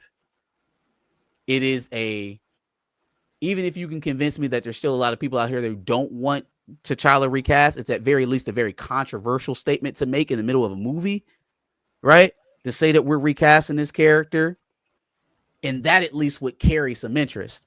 What's going to dwindle the interest is saying, oh no, that's not the real T'Challa, it's the other one. Okay, all other ones fail. All other ones fail. That group of people you think are going to be upset that T'Challa has been recasted, they're getting smaller and smaller, because I feel like the feedback coming from this, somebody mentioned it in chat earlier, the feedback from this has been very on our side of, this is getting a little bit too crazy now. Why are they still not having T'Challa on? I'll find these tweets and these comments, but it's a growing sentiment, and it's coming from people who I don't interact with on Twitter. It's coming from all over the internet. T'Challa can't be shelved for this long without us going, no, you're doing this intentionally. You probably understand the effects, great positive effects of a black country, of an African nation that was not colonized, with a superhero who is smart and runs it. He's also happens to be the king, muscular, all that good stuff, the premier human being. They don't want that. It wasn't supposed to make as much money the first time around. And I think that these theories that we have are only being confirmed after 5 years. He can't be a voice on Marvel Zombies because, Chadwick Boseman. Can't have anyone else voicing him. Marvel Studios. Now, in the video game that we saw the other day on like the Secret Invasion, the Cosmic Invasion video game, we heard him saying things like Wakanda Forever. And in Marvel Rivals, we heard him. And in other projects, we hear T'Challa. Some other projects. But when it comes to Brad Winderbaum and the Andrews guy here from this article, the company policy, and when they involve Ryan Coogler, the company policy is no T'Challa. He is banned. The quote from Andrews is that the producers and writers to be with him in some strange way. After all, this is still Boseman's version of Black Panther, regardless of his death. Winderbaum added that during production on Marvel Zombies, the producers showed an early animate to the Black Panther director Ryan Coogler to get his feedback, and the filmmaker had some great ideas that greatly improved T'Challa's scene. Now that I read that a second time, they're just trying to say it was him. Don't blame us. Yeah, he had some great ideas. So anything that you see in there you question about, just know that Ryan Coogler added things to it. I want him to realize that they keep doing that to him. Nate Moore did that to him time and time again. Kevin Feige does that shit from time to time. Like whenever there's a Black Panther question, they be like, well, we got to go talk to Ryan. Well, we spoke to Ryan, and then, well, at reviewing it with Ryan, he's in all of their mouths. He's in all of their mouths. They're not saying, hey, it was an internal discussion, or even falling on the sword and saying, I made the decision or anything like that. They're like, yeah, well, we spoke with Ryan and blah, blah, blah, blah, blah. They skip. If he hasn't already recognized it.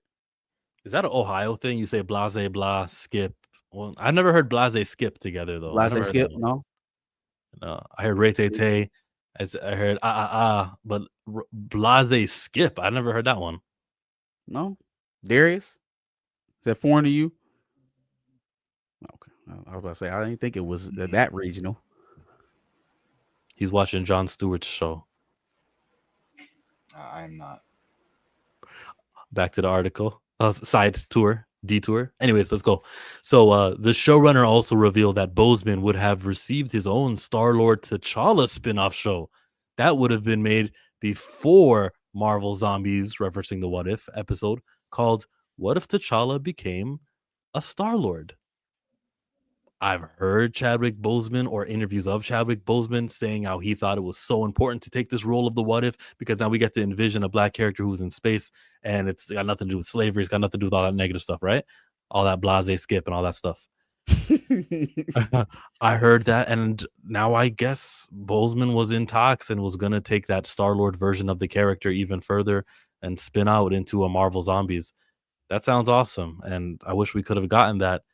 And there's no reason why we couldn't keep getting it. T'Challa's an important character. The morbid attachment of this actor to this character is crazy wild, and they keep leaning behind the emotions, and this is how we respect Chadwick Boseman. Your thoughts, guys, on Star-Lord T'Challa getting a spin-off show that would have happened if he was still alive? Man, I you're thought picking so. up on the colloquialisms, huh? You're picking up on the sayings and vibes and whatnot. Allen Iverson used to say that this, that, and the third. A third. One thing's for sure, two things for certain. I love those Allen Iverson stuffs, but I love Allen Iverson. Shout out to AI.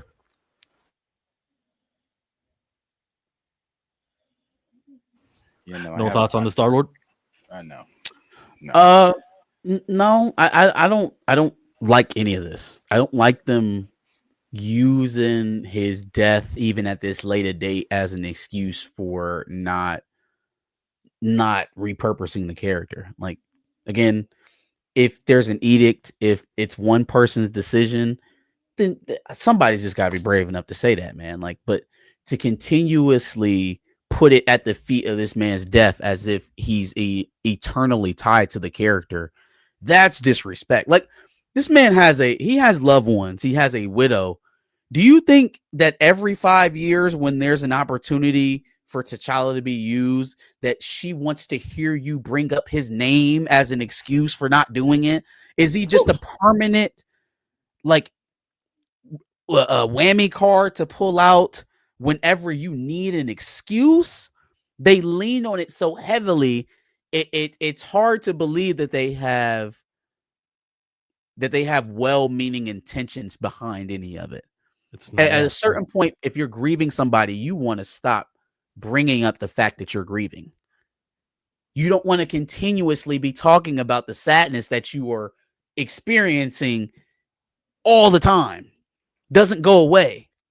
You don't want to keep vocalizing it over and over and over and over and hear other people who didn't know him vocalize it over and over and over again for business decisions. So when I start and I talk about how this is disrespectful to him, yeah, this is an insult to Chadwick Boseman. This is an insult to his wife. This is disrespectful to them all around. We have reached the point. It's not, at some point, we're going to reach the point. We've reached the point where this shit is just mad disrespectful to Chadwick Boseman, who was a human being who was alive, whose goal in life, dying, was to propel T'Challa and have this black superhero be just as big as Batman. Literally on his deathbed, still working T'Challa roles, still with trying the to get to this work on content Star-Lord. out. Like, it is as clear as day as where that man's mind was. And to hear these people twist it into shit that fits their narrative is just it's nasty, man. He wanted a Star-Lord T'Challa. You know, if he was still alive right now, we'd be honoring him by not doing the Star. If we could bring him back to life after 5 years, and we can pop it in, all the Dragon Balls have been collected. We make a wish. Chadwick Boseman's back alive. Hey, yo, you died 5 years ago, and guess what? T'Challa was nowhere to be seen. Chad, gotcha. Con forever. You think? What do we think of Chadwick Boseman then? You remember how you wanted to do a show spinning out where Star-Lord T'Challa becomes Star-Lord? Yeah, we didn't do that. You happy? Like, yeah, they gotta ask themselves. Yeah, he wanted to have a film where he was basically on summer vacation with his son and teaching him things. That's what he wanted. I wouldn't even tell nobody that. I wouldn't have said that. Making the movie that you made, I wouldn't have told a soul that. Wouldn't have told anybody. Would have taken that to my fucking grave. And now you ended up making the movie that you made. He wanted to have a National Lampoon's in Wakanda, and you made the saddest movie in MCU history. He wanted to address fatherhood and blackness in a movie, and we just wished him back with our Dragon Balls 5 years later, and we told him, yo, the movie we made, you die in the beginning of it. and Wakanda's in shambles. And then we spend the next 90 minutes talking about it. All of the actors cried when they played that trailer at San Diego Comic-Con. They couldn't contain themselves. It was so emotional that And then they all stood around and championed as your role was posthumously retired.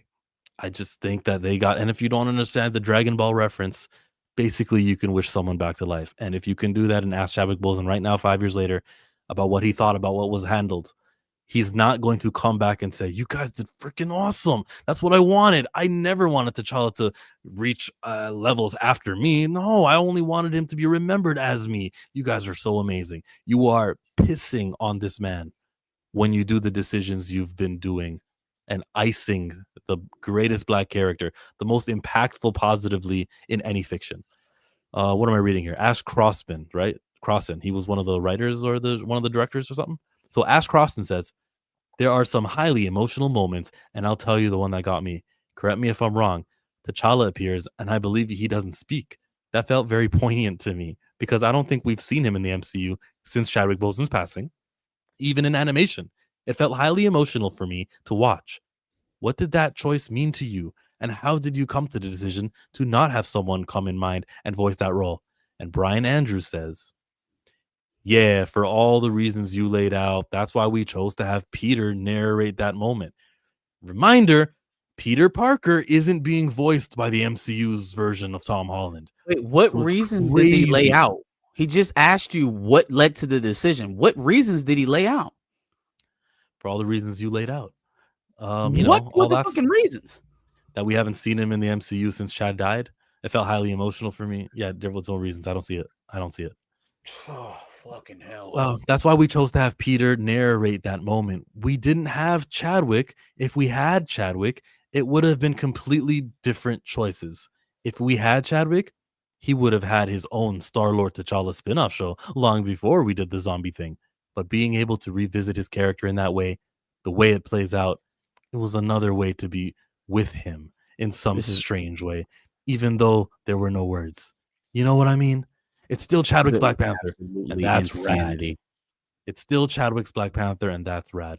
So they thought it was more important to tie T'Challa in What If to Chadwick Boseman than to have the greatest Black character ever actually put the fucking character. They're so sad that they can't write the character and do spinoffs and show shit that they won't write the character and do spinoffs and show shit.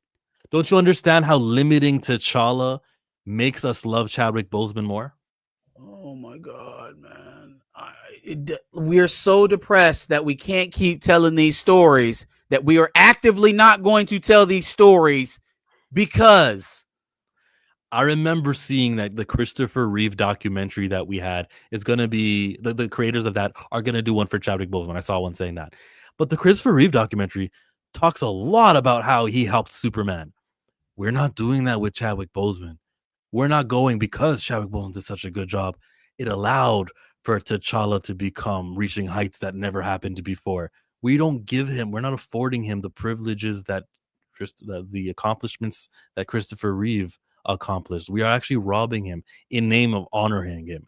This is disrespectful. This is anti-Black.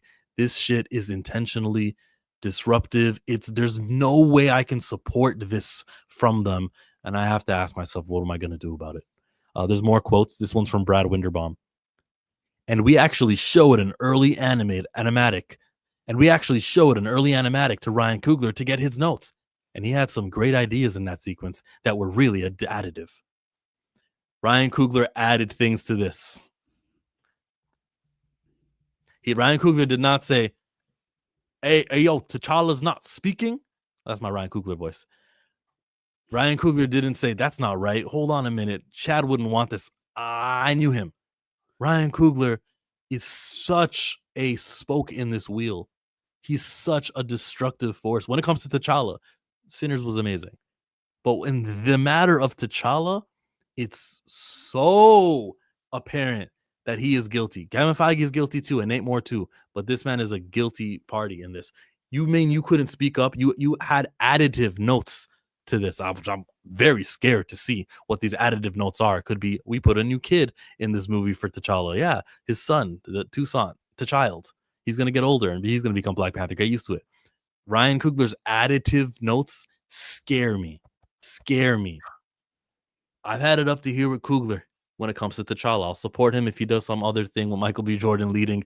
I'm definitely going to give that my money, but I don't think, man, I don't know. I really just don't know. I'm at the point like, yo, I got to do something about it, right? So what I do, stop giving Coogler my money, stop giving Nate Moore my money when he's on Survivor. Like, what am I going to do about it? What are we going to do about it, chat? He's on Survivor? Nate Moore is. Shut up. My man said, I'm about to go live in the jungle for a little bit. Yeah, he's a fan of that show. I'm about to go rough it. Yeah, no, I think I said most of what I can express for all of this. I will say though that if this is, and it very may well be, but if this is the same attitude they are putting in or they're having towards Wakanda proper there in the MCU, put the fries in the bag. Put them in the bag. Put the fries in the bag. Wrap it up. This thing's through. Secret wars, no wars, the war games. Don't care. Not happening. He really is doing Survivor. That's crazy. Man said, I'm about to go live rough. I'm gonna detach from this hectic lifestyle of Disney. This title thing here says, meet Nate, a Hollywood producer channeling T'Challa to enhance his gameplay. No, it didn't. I didn't say that. Fuck you, Nate Moore. No, fuck it did not. you. Fuck you. He did not say channeling T'Challa. So now we know why T'Challa can't be back out there. Because I can't play him.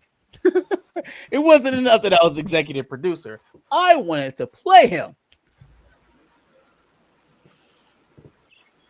Oh, wow. Was that a quote from him? Nate is goofy.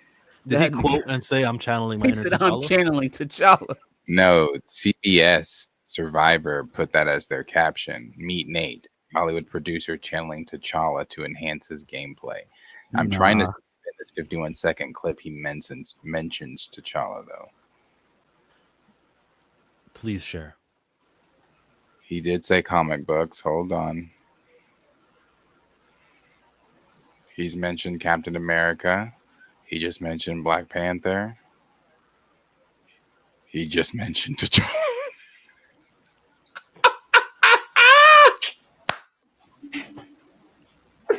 I'm sending you this.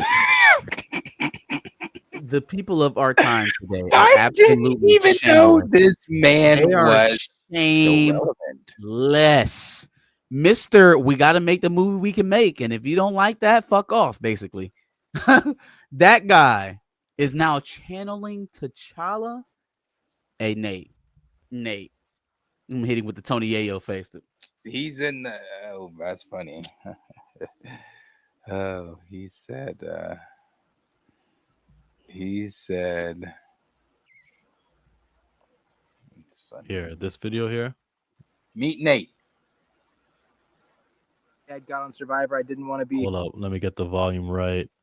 Let me get the start of the video. I actually learned how to swim because I knew if one day I'd got on Survivor, I didn't want to be the black guy who couldn't swim. Yeah. That's the first thing out of your mouth.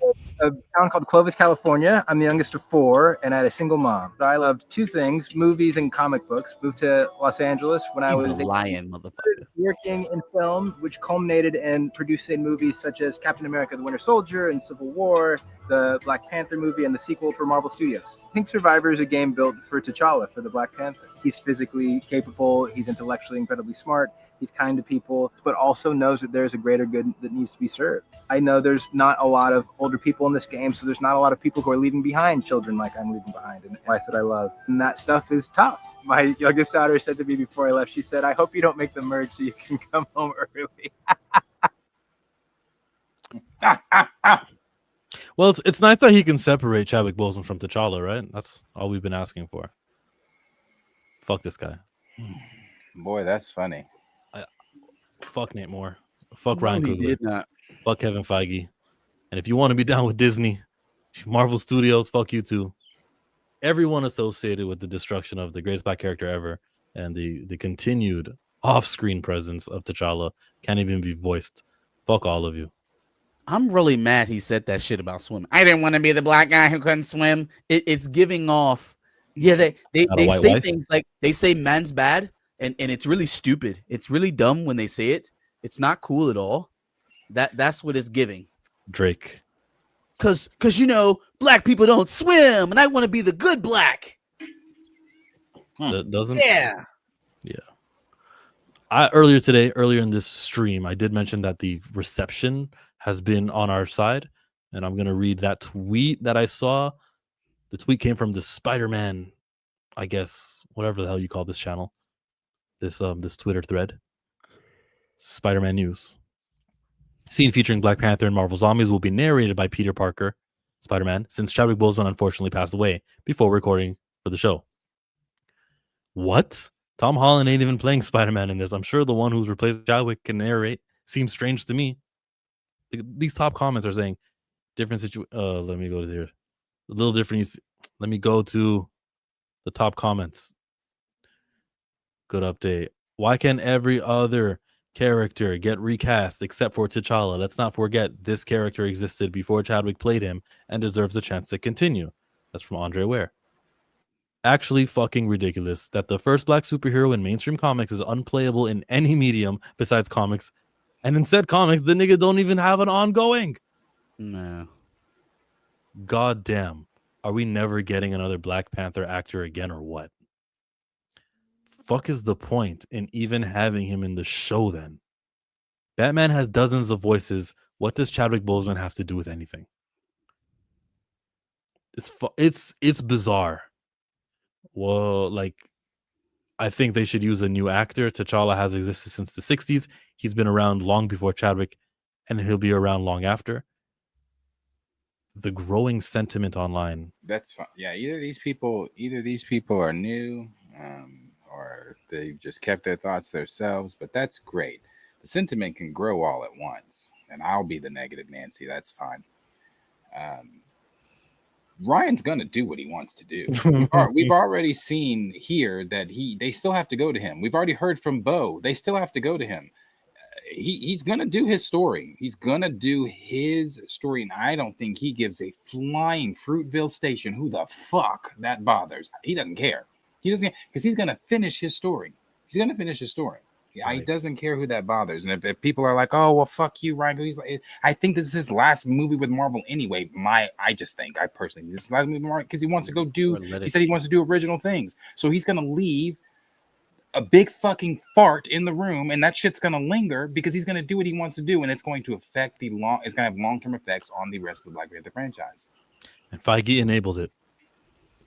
So yeah, the sentiment can grow. I'm glad everybody's finally waking the fuck up. It took 5 years, but yay, here. I'm glad you're here. Welcome. Let the sentiment grow more. You should have been here saying the same things then, so it didn't take 5 years for them to still think that this shit was okay. But because they had validation from other people thinking that this shit was okay, they thought it was okay. So they're going to continue to do this. This Good is just point. that's yeah. Again, I'm not trying to gatekeep. I'm not trying to sound like one of those people. Yay, you're here. You're 5 years too late. You're 5 years too late. So when the trailer for Marvel Zombies came out, Darius was the first to say, we should take advantage of this because it's not actually T'Challa. It's going to be really T'Challa. He's going to be on screen. We have to show respect. We have to show out for this character. Maybe that's the day we can make it a trending day. And I was listening and I nodded my head and I said, that makes sense to me. And I said, yeah, absolutely. Give it some watch time and everything. This is not, I'm not there anymore. I am stepping away from everything that I said 2 weeks ago. This new information that has been added no longer makes this the celebration of T'Challa that it could have been. It's actually evidence that they're prolonging the problem. And so trending day or whatever participation that you thought I said I would have done on the 24th, Darius, that's all you. If you still want to do it, maybe you also change your mind. But this news update that T'Challa... Anyway, I'm not doing that. No, because like I said, it doesn't. It's not going to change anything. It's not going to change anything. It's not going to change Coogler's mind. And from my understanding, he didn't even have social media. It ain't like he sees shit anyway. So. Yeah, but I think that it was a good idea when it lasted. When Marvel Zombies was using T'Challa, and we thought, "Oh, this is great. Let's talk about it. Let's focus on it. Let's highlight it." Now it's not a celebration anymore. This is actually just the regression, and I don't want to celebrate that or focus on that. It's a big regression. It's very frustrating. Even in the position I have been in, sitting in a while with my opinion on where it's going, it's still very frustrating. I agree with one of the comments there. What the fuck, have him in there? There's no point in him even being here if it's just going to be a montage of Peter Parker narrating the events from the last time we saw them and What If. No point in having him there. It's just, but hey, they called Coogler up. I guess the crew that never met Chad thought it'd be some weird way for them to reconnect with Chad in death. Yeah. It's like he's there. Yeah, I don't know. Hey, okay. Tell you what I don't do. I didn't know Chad. I mourned him in 2020, but I'm not. When I watch, or when I do find the time to rewatch the Black Panther film, it's not some weird Ouija board moment for me to reconnect with Chad. I'm not trying to summon Chad. I'm not trying to work or feel this like Chad's here and I have his approval. I'm not. It's just it's very weird. Again, I've said it before. It's weird, but hey, like we ourselves said, better help, because I think that's at the point we're at right now. I mean, that's the point you're at. You are at a point of speaking to someone, and I'm specifically talking to these Marvel Zombies crew. And I don't know these people. Maybe you did know Chad. Maybe you met Chad. I don't know. Maybe y'all hung out. Could have been best friends with him. I don't know.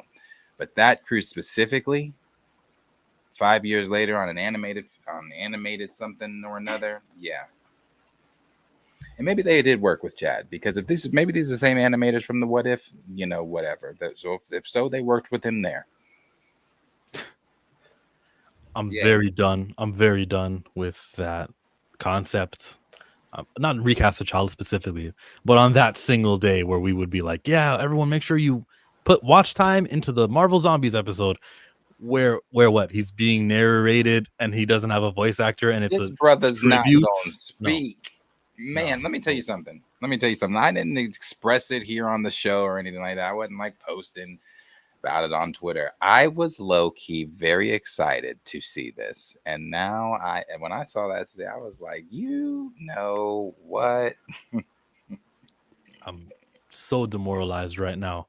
I got the same face Marcus has inside my heart for recast T'Challa, because it's proven. This is the second we're hearing of it, that Ryan Coogler will get notes from people creating something in an animated show, and it's not even the same universe. Like in the animated world, this man has to give you the okay. It's preposterous. Yeah, bro probably has to call this nigga. Hey, we're thinking about doing a new T'Challa figure. Want it to look like Chad or not? Okay. Nobody is untouchable, man. And as good as a run as Ryan is on right now, nobody is infallible. It's only going to take one of these things to tank, especially for a Black. And I'm not encouraging it. I don't want him to fail. I want him to do the right thing. But I'm just saying, it is such a slippery slope for a Black creator, and he's in their graces right now. I pray that somehow, some way, he figures a way back to center, back to where we started, and is not so wrapped up into what he thinks is the best, because we've seen what he thinks is the best. We've seen what direction that leads us into. And I'm not going to get on board with that direction in general. So Coogler's really a gatekeeper of T'Challa. Tough. Maybe this is from King Chad 42. Nice name, I get it. Maybe my favorite superhero never coming back, and maybe Marvel will always be evil. Well, let me say something. It's not about him being our favorite. It's his racial impact. Like, even if I didn't like him as much as I liked other characters, like him being my favorite superhero, that is not behind this this like consistent need and voice of his representation, why it's important. I want to read some more of these chats, and I know Marcus doesn't. If you want to step out, Marcus, and if Darius, or if you're okay. Oh, I'm with Marcus. You're with Marcus? Damn, I really wanted to read these chats. You know what we could do? We could do the thing. Yeah, fine. We could do the thing though where you guys end streaming on your ends, but like it'll continue streaming on my end. So if everyone wants to continue on Chillmonger, I want to read what you guys have to say. It's important to me. I've been thinking about it all day. But let's do an outro for Pantheon, guys. You gonna read all the comments in chat? Read the 4 or 5 we got. That's still trickling in. I'll be here a half hour or maybe even an hour. I really really want to stick around. Those thoughts, that is fine. I adore every single one of you here. I appreciate all of you. Sure. I need and I think I've said this before, but I mean it this time. Until I hear something from Marvel Studios, I'm out on the combo.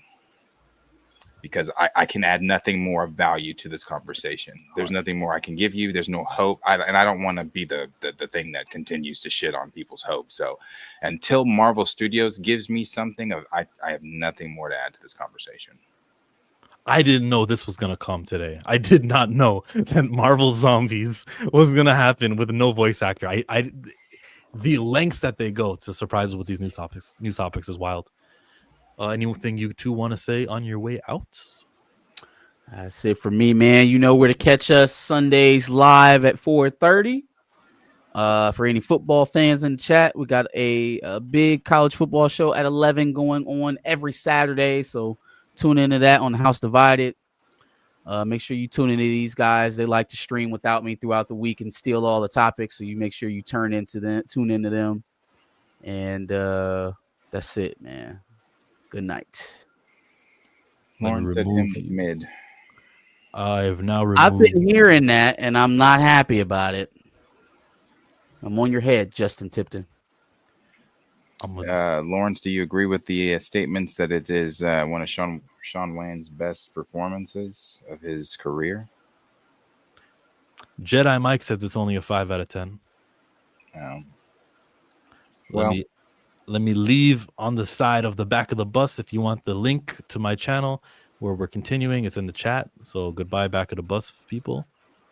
And your turn, Darius.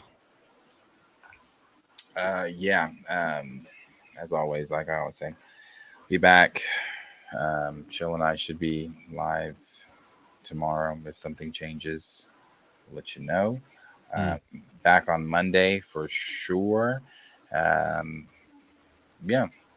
and like I said, when it comes to T'Challa right now, I have to hear things from. I need to hear it from them. I need to know what they're doing or what's going on or whatever. But scoopers and interviews with animation artists, I'm cool on. There's nothing more.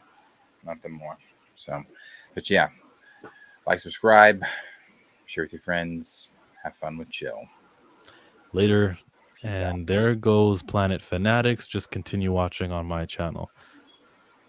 Bye, Darius. Peace. Now, got a super chat that just came in.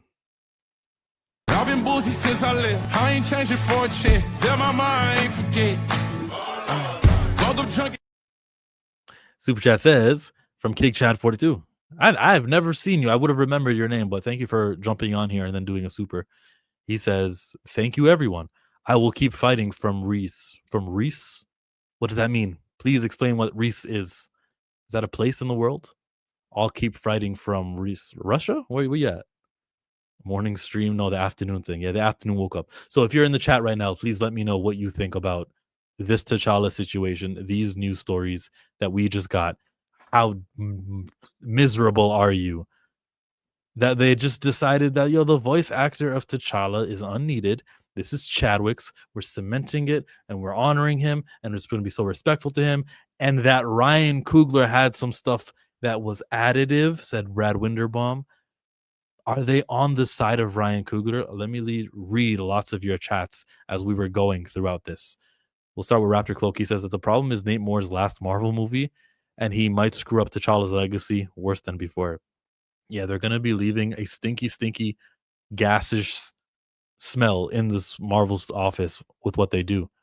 Culture Made says that the problem is I want to root for us until we find out they're a RG3. 100%. Robert Griffin III, the football player. You guys probably know that reference. Just the cooning.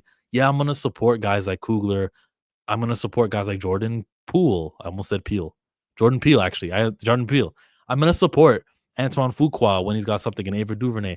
But don't let me, and Beyonce, but don't let me see that you're fraternizing with Ivanka Trump at some event. Don't let me see these things and make me go, you're not for the cause. You are just a person who's there for the money, and you'll lean on your identity when it helps or when it looks good, but then you're not actually trying to benefit anybody. Dwayne says that being able to do the original works in his reward for killing T'Challa and effing up Wakanda. I didn't watch Eyes of Wakanda either. Neither did I.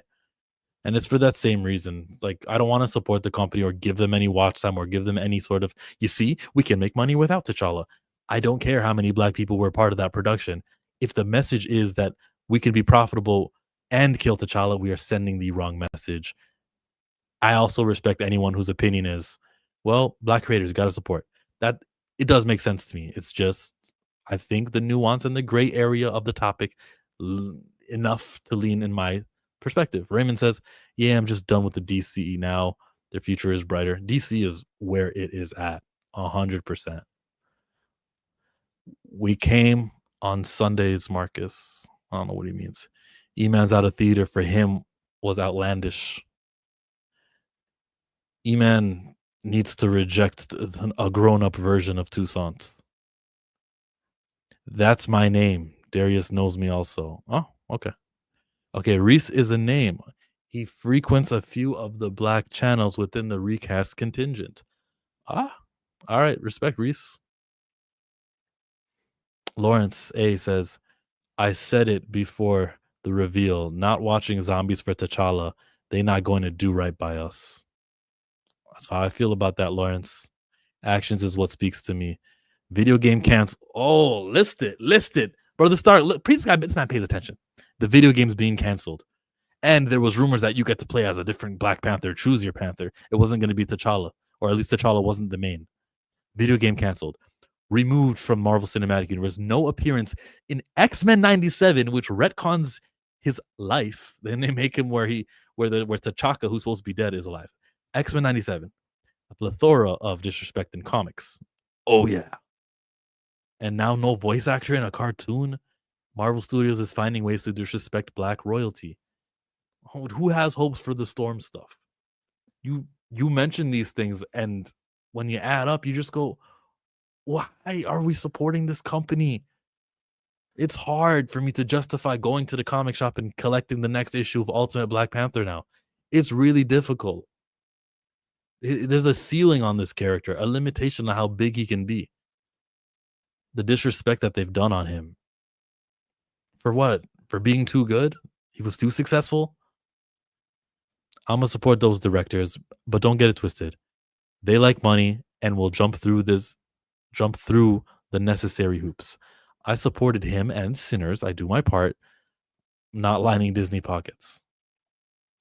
Okay. Well, who was the studio who did him and Sinners?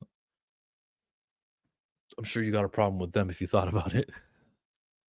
This is why I ask, why are we still supporting Marvel Studios? That's where I am, Professor Film Fan. Why am I still supporting them? I need to have an answer to that question. That's where I am right now. I'm mad and I'm angry and I'm all this stuff, all this rage. Recast T'Challa. The campaign it's 4 years in now, and nothing's being listened to. And now what? What is the action next? What is necessary next? So like apathy may be the answer at this point.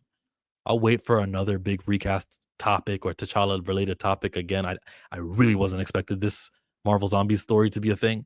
I'll wait for the next one before I talk about it again. I really don't want to talk about Black Panther. But we'll do it today. And the Culture Made channel says that, but my thing is, where do we go with the anger of not having true representation? Somebody's got to feel this pain. Maybe we direct our attention to Godhood Comics, maybe. Because they don't need, these little independent publishers don't need many. A few 10, 20, 30 people Spending $10 on a comic book, that's $300 for a month. You know, an extra $300 makes a publisher dream, makes them successful. That addition, like if we can just do something like that, maybe that's a suggestion of what to do with our money, what to do with our anger. Also, do you think it's the powers that be that make T'Challa not be around and not Coogler?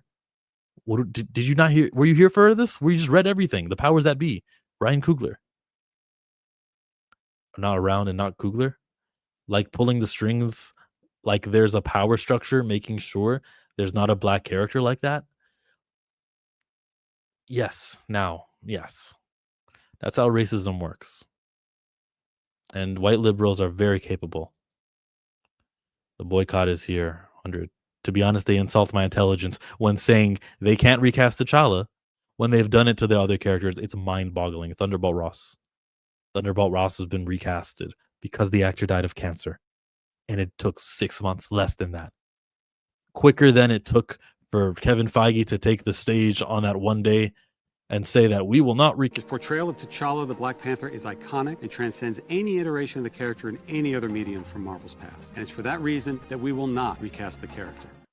That man said that statement in December of 2020. Chadwick Boseman died in August. Quicker than that, Thunderbolt Ross has been cast and Harrison Ford is going to play him. That is the studios for him. Sinners does WB, Sinner and him is Universal.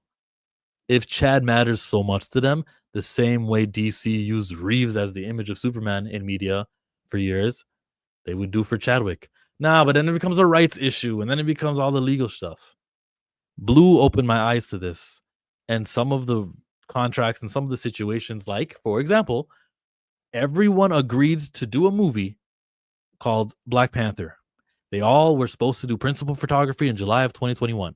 When Chad died in 2020, it didn't mean that they didn't already book a costume design and catering and all the actors took time off. And they said, well, we want to all get paid, don't we?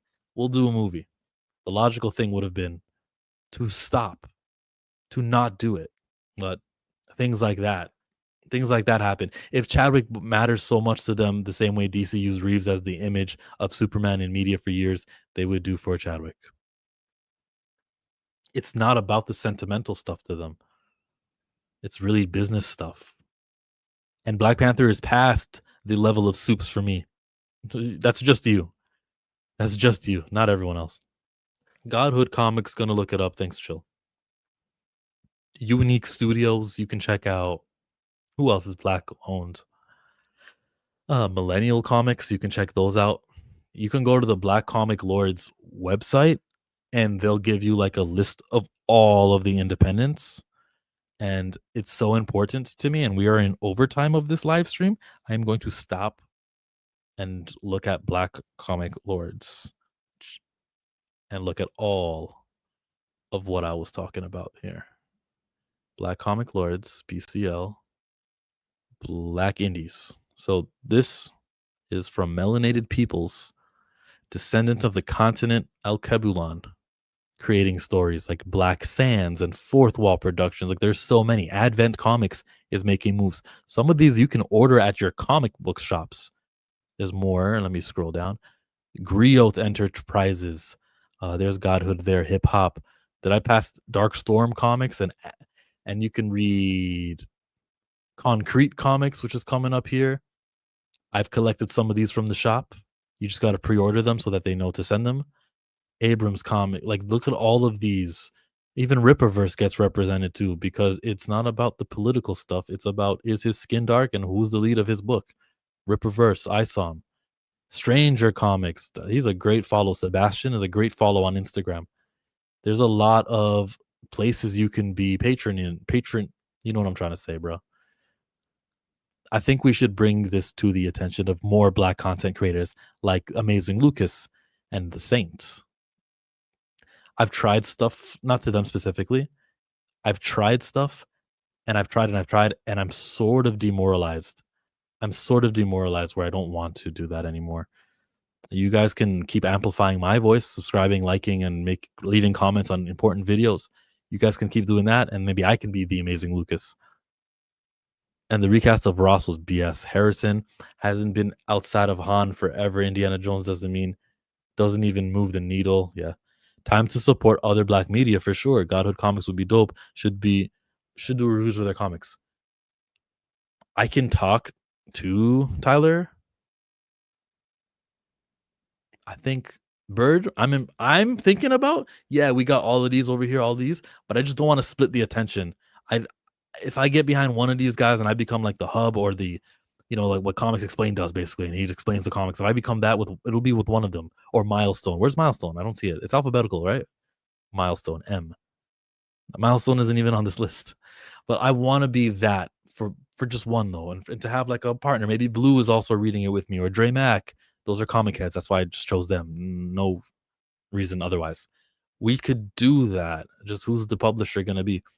Bird, who are you reading up on? Like, who's your indie black comic book creator of choice? Who we should be giving our money because T'Challa has got a ceiling on him, and it feels like he'll have it forever. I guarantee, if 90-something Ian McKellen dies tomorrow, they still have actors play Magneto. Yes, they would. This campaign for majors at Spawn. I wouldn't mind that. Milestone back in the day, black-owned comics. Yep. Yes, sir. We need to normalize the word Al-Kebulan. That's right. Was Africa, isn't that the name of some Greek colonizer named Afrik? And they were like, okay, well, that land is called Africa, and it was named after him. Isn't that the case? Al-Kebulan is a word that means like breadbasket, or... Yeah, you can correct me. You probably know it better than me. Patronized. There it is. Mike said, Riververse? Riververse? Dog, is he black? All right, then. Let's not be off code. Is his skin dark? Is the effects of the representation not going to matter? And he's selling it to a white audience mostly. Is that not like part of the healing or part of the answer to the problems? Like, for $20, they're going to go to pick up a book, read it, invest in it, love it, watch a YouTube content creator who's got dark skin, and be interested and play along like it's a white superheroes that they've been growing up with. Like, the effects of ISOM are undeniably positive to a white audience who otherwise wouldn't be supporting that book. They're too busy doing Cyberfrog or whatever else comic books they read. Batman, Superman. Yes, it means the cradle of life. All right. Hey, you got one more minute, folks, because you guys have slowed down with the chats. I'd be here for longer if you need. Africa is a dead white man's name who was afraid of us. Facts. I've been a comic fan ever since I was able to read. It didn't matter to me if the heroes were black or white until I started seeing the change of how I was treated when I got older. That'll do it to you. When you stop being a kid and you start being an of color, and you start realizing just how like your appearance, your likeness impacts everyday, day-to-day moments. Like, you're not seen as the kid. A kid, black, white, anything, it's a kid. It's a kid. You can treat a kid like a kid. But then when you get to that adult stage, oof. You guys ever been on an elevator where... Never mind, man. You guys know exactly what I mean.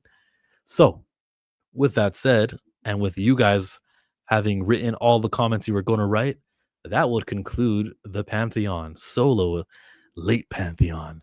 Thank you to Marcus. Thank you to Darius for being here for that. You guys are just the best. I'm really mad at Marvel.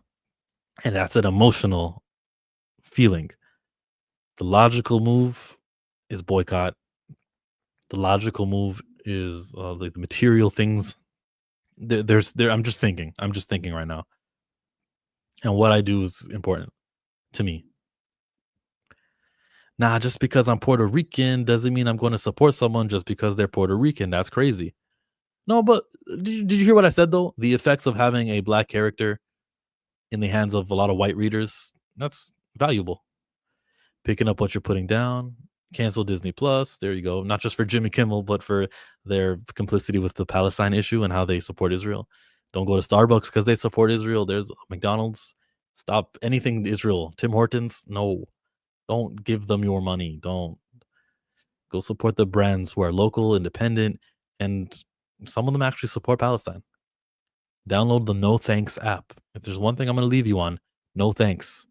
No Thanks app. You type in a name of a brand and you'll see whether or not they have and you support, and it'll give you like a article of this is why we shouldn't be shopping at that store anymore, because this is what they said about Palestine, and this was their position, and this is how much money and this is their business ties, and so and so invests in this. It's called the No Thanks app. It is a great app, and as soon as you start remembering which brand support Israel, you just will stop shopping with them, and that evil place doesn't need your money. It's not hard just to choose another product next on the shelf. Peace and blessings. Characters matters. Yeah, man. Peace. Thank you. Hey, this is a Pantheon, right? There's only one way to end a Pantheon stream. Josh. Hey, I've been watching y'all every single time on Thursday and Friday, because I swear to God, y'all switch up every now and then. But rock out. I'm fucking with it. I'm out. Thank you, Josh. Appreciate it. I know.